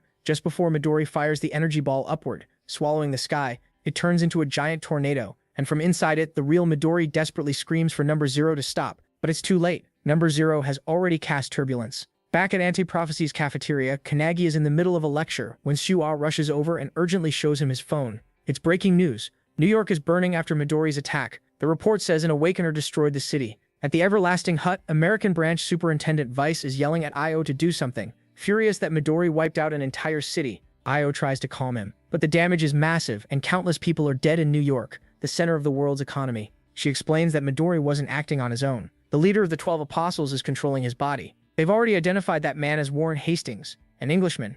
Io suspects he may be working with invaders from another dimension. That shocks Vice, and Io goes on to say the 12 apostles are using artifacts outside Anti-Prophecy's control. To her, that means someone or something is backing them. Vice still says the blame falls on Io, since the man who erased a city came from their special task force. He warns that the White House is even thinking about using nukes on Midori. But Vice knows nukes won't work on Midori and asks what Io plans to do. Back in the cafeteria, Kanagi asks Sue if he finished Lesson 15 with everyone else. Sue says yes, but then MC shocks him by naming him vice captain of the MC squad. He tells him to keep everyone training until they get deployment orders. He adds that Iryu and Akihina are always clashing, so they need to work on teamwork if they want to be flawless. Sue asks what Kanagi plans to do himself. The protagonist says he's going to sleep, and this time it'll be a deep one. No one is allowed to wake him. Since it's a direct order, Sue accepts and chooses to trust him. Back at the Everlasting Hut, Io says she'll confront Midori with their strongest elite squad. At headquarters, MC reaches his room and drops asleep right away. In his dream, he draws his sword and trains with Hinoki while the other founders wake to guide him. But to Kanagi's shock, Hinoki instantly cuts him to pieces in one flash. He regenerates at once only for Hinoki to slice him apart again. Hinoki reminds him that he was the one who asked for full power training, so now he'll be devoured. With that, Hinoki rushes Kanagi at full speed. Another founder tries to step in, but Wantak and the mage stop him. The other founders argue that this kind of brutal training may work in the short term, but the protagonist is dying far too often. If this keeps up, his soul could break apart. Still, they all know Midori is the strongest awakener of this age, and MC as he is now can't beat him. This training is cruel, but it may be their only shot at winning. The founder from before warns there has to be a limit to what Kannagi can take, but the alchemist tells her not to worry. He isn't that fragile. Even after watching the protagonist get cut down over and over, the mage still believes he'll pull through. MC apologizes to Hinoki, crushed by the pressure of just standing before him. It feels like being dropped into a freezing blizzard on a mountain. After catching his breath, Kannagi faces Hinoki again. He gets split in half in an instant, but this time he manages to slice off one strand of Hinoki's hair. Before he couldn't even touch a hair. Now he finally has. No matter how many times he dies, he refuses to quit. He gets back up again and again. Meanwhile, in Mumbai at the gateway of India, a raid from the Indian branch's special task force lights up when he sees Midori. He reminds him that without his help, the special rank Prophecy Blazing Fire boss would have burned Mumbai to ash. Then with a grin, he asks whether the man who once helped save this city has now come to destroy it. Midori says those words are pointless. This may be his body, but Number Zero is controlling it. Number Zero mocks the idea that Midori can take it back. To mess with Aradeep even more, he pulls out Midori's trapped thoughts and lets Midori's own voice beg him to run. Aradeep refuses. This is his hometown, and he'll fight for it to the very end. At the Everlasting Hut, Io explains to the superintendent's assistants that humans have been at war with beings from another dimension for 100 years. Back in the Founders' era, the tower appeared first, then the crack, then the prophecies. And through all that time, some humans have always sided with those beings to help destroy the world. While she talks, one assistant sees news that India has fallen and panics, realizing the enemy now seems to be heading for Europe. Io says she expected that, though it would have been better if they had gone straight to Japan. When the assistant asks why, she explains that Number Zero only took Midori's body recently, so he still can't use all its power. On top of that, the more he fights, the stronger he gets, so she orders the assistant to call in all the captains. Then she tells Tengen he'll be going to the battlefield too, and he jokes that they only remember him when they need heavy work. The real surprise is that Io says she'll fight in person as well. Since the Kannagi squad is their only real hope against Midori, the other squads must stall until they're ready. Hibiki and the other captains, clearly tense, ask how much time the protagonist needs. Io answers that MC says he needs 2 days. Then she names the battlefield, the Pacific Ocean, where they'll try to stop Midori. There, the whole Japanese branch of anti-prophecy gathers for the coming fight. When Midori charges them, he fires off turbulence right away. Io blocks it with her own defensive spell. Midori narrows his eyes in surprise and Io smirks, telling him not to look down on them. Earlier, while the captains were heading out to face Midori, Hisagi and her squad ran up, begging to come fight the leader of the 12 apostles too. Their captain says no, but Hisagi, close to tears, argues that even if they can't change the battle, they can still protect the captains with their lives. The captain turns to them and asks if they understand why the captains chose to take on such a hopeless fight. Even knowing they may never return because the gap in power is too huge, they still believe their subordinates will survive and keep fighting. That's why the captains entrust them with protecting the world. After saying that, the captains leave, and their squads are left behind. Some burst into tears while others harden their resolve to protect the Kannagi squad until its training is done. Their eyes are full of grief, but they know crying won't help. They have to move and fast. The squad captains, superintendents, and assistants teleport to the ocean and face Midori together. As Ao easily stops Midori's turbulence, the other captains stare in shock at her power. Midori is thrown off too by this unfamiliar ability. Digging through Midori's memories, Number Zero recognizes Ao as Anti-Prophecy's superintendent, a mother figure to Midori, who always hid how strong she really was. Ao tells him this is the first time in 100 years that she's used her power in battle. None of the captains have ever seen her go all out, but now she activates her 8 mirror spell, which has 2 stages. The first lets Ado completely cancel any ability, as long as she understands how it works, giving her perfect defense against it. It's a direct counter ability, and it works perfectly with a mage's sharp analysis. Midori doesn't wait. He answers with blazing turbulence, sending a storm of deadly tornadoes at Io. The captains realize this is the same move that burned India down, but Io already knows it, so she knocks it away with ease. Her spell's second stage lets her copy any ability after reflecting it with the first stage. She fires back with her own tornadoes, and they smash Midori's attack apart. Midori quickly figures out how her power works, but then gets irritated when he senses an attack coming from the side. One captain rushes in with Infinite Fist, hammering Midori with a non-stop barrage. Every hit makes Midori's body go numb, but even after all those punches, the captain is stunned to see him barely react. Then the captain grabs Midori in midair and calls for the others to strike while he holds him down. Hibiki instantly releases her sound visualization skill. Phoenix and the other captains hit Midori with their strongest moves at the same time, but Midori answers with Wall of Cutting Pearl, blasting out huge tornadoes that slam into all the captains. When the smoke clears, he's untouched and mocks Io for bringing weak fighters. Then he suddenly feels a huge presence above him. He looks up and sees the superintendent's assistant, forming a giant sun-like ball of energy. Midori instantly realizes that move gets stronger the longer it's charged. As he tries to make his own energy sphere to counter it, the female assistant uses Slav Maker and locks his hand in chains. Midori is shocked. He didn't expect them to have a warp awakener, bound by the shackles he can't cast. At the same time, the male assistant finishes charging and throws the massive fireball at the trapped Midori. Watching it rush in, Midori knows he can't dodge. He thinks his strongest wind attack at the last second might reduce the damage, but right then, he spots another identical fireball coming from the other side, made by Io through her mirror spell. The two fireballs crash together and explode, swallowing Midori in a massive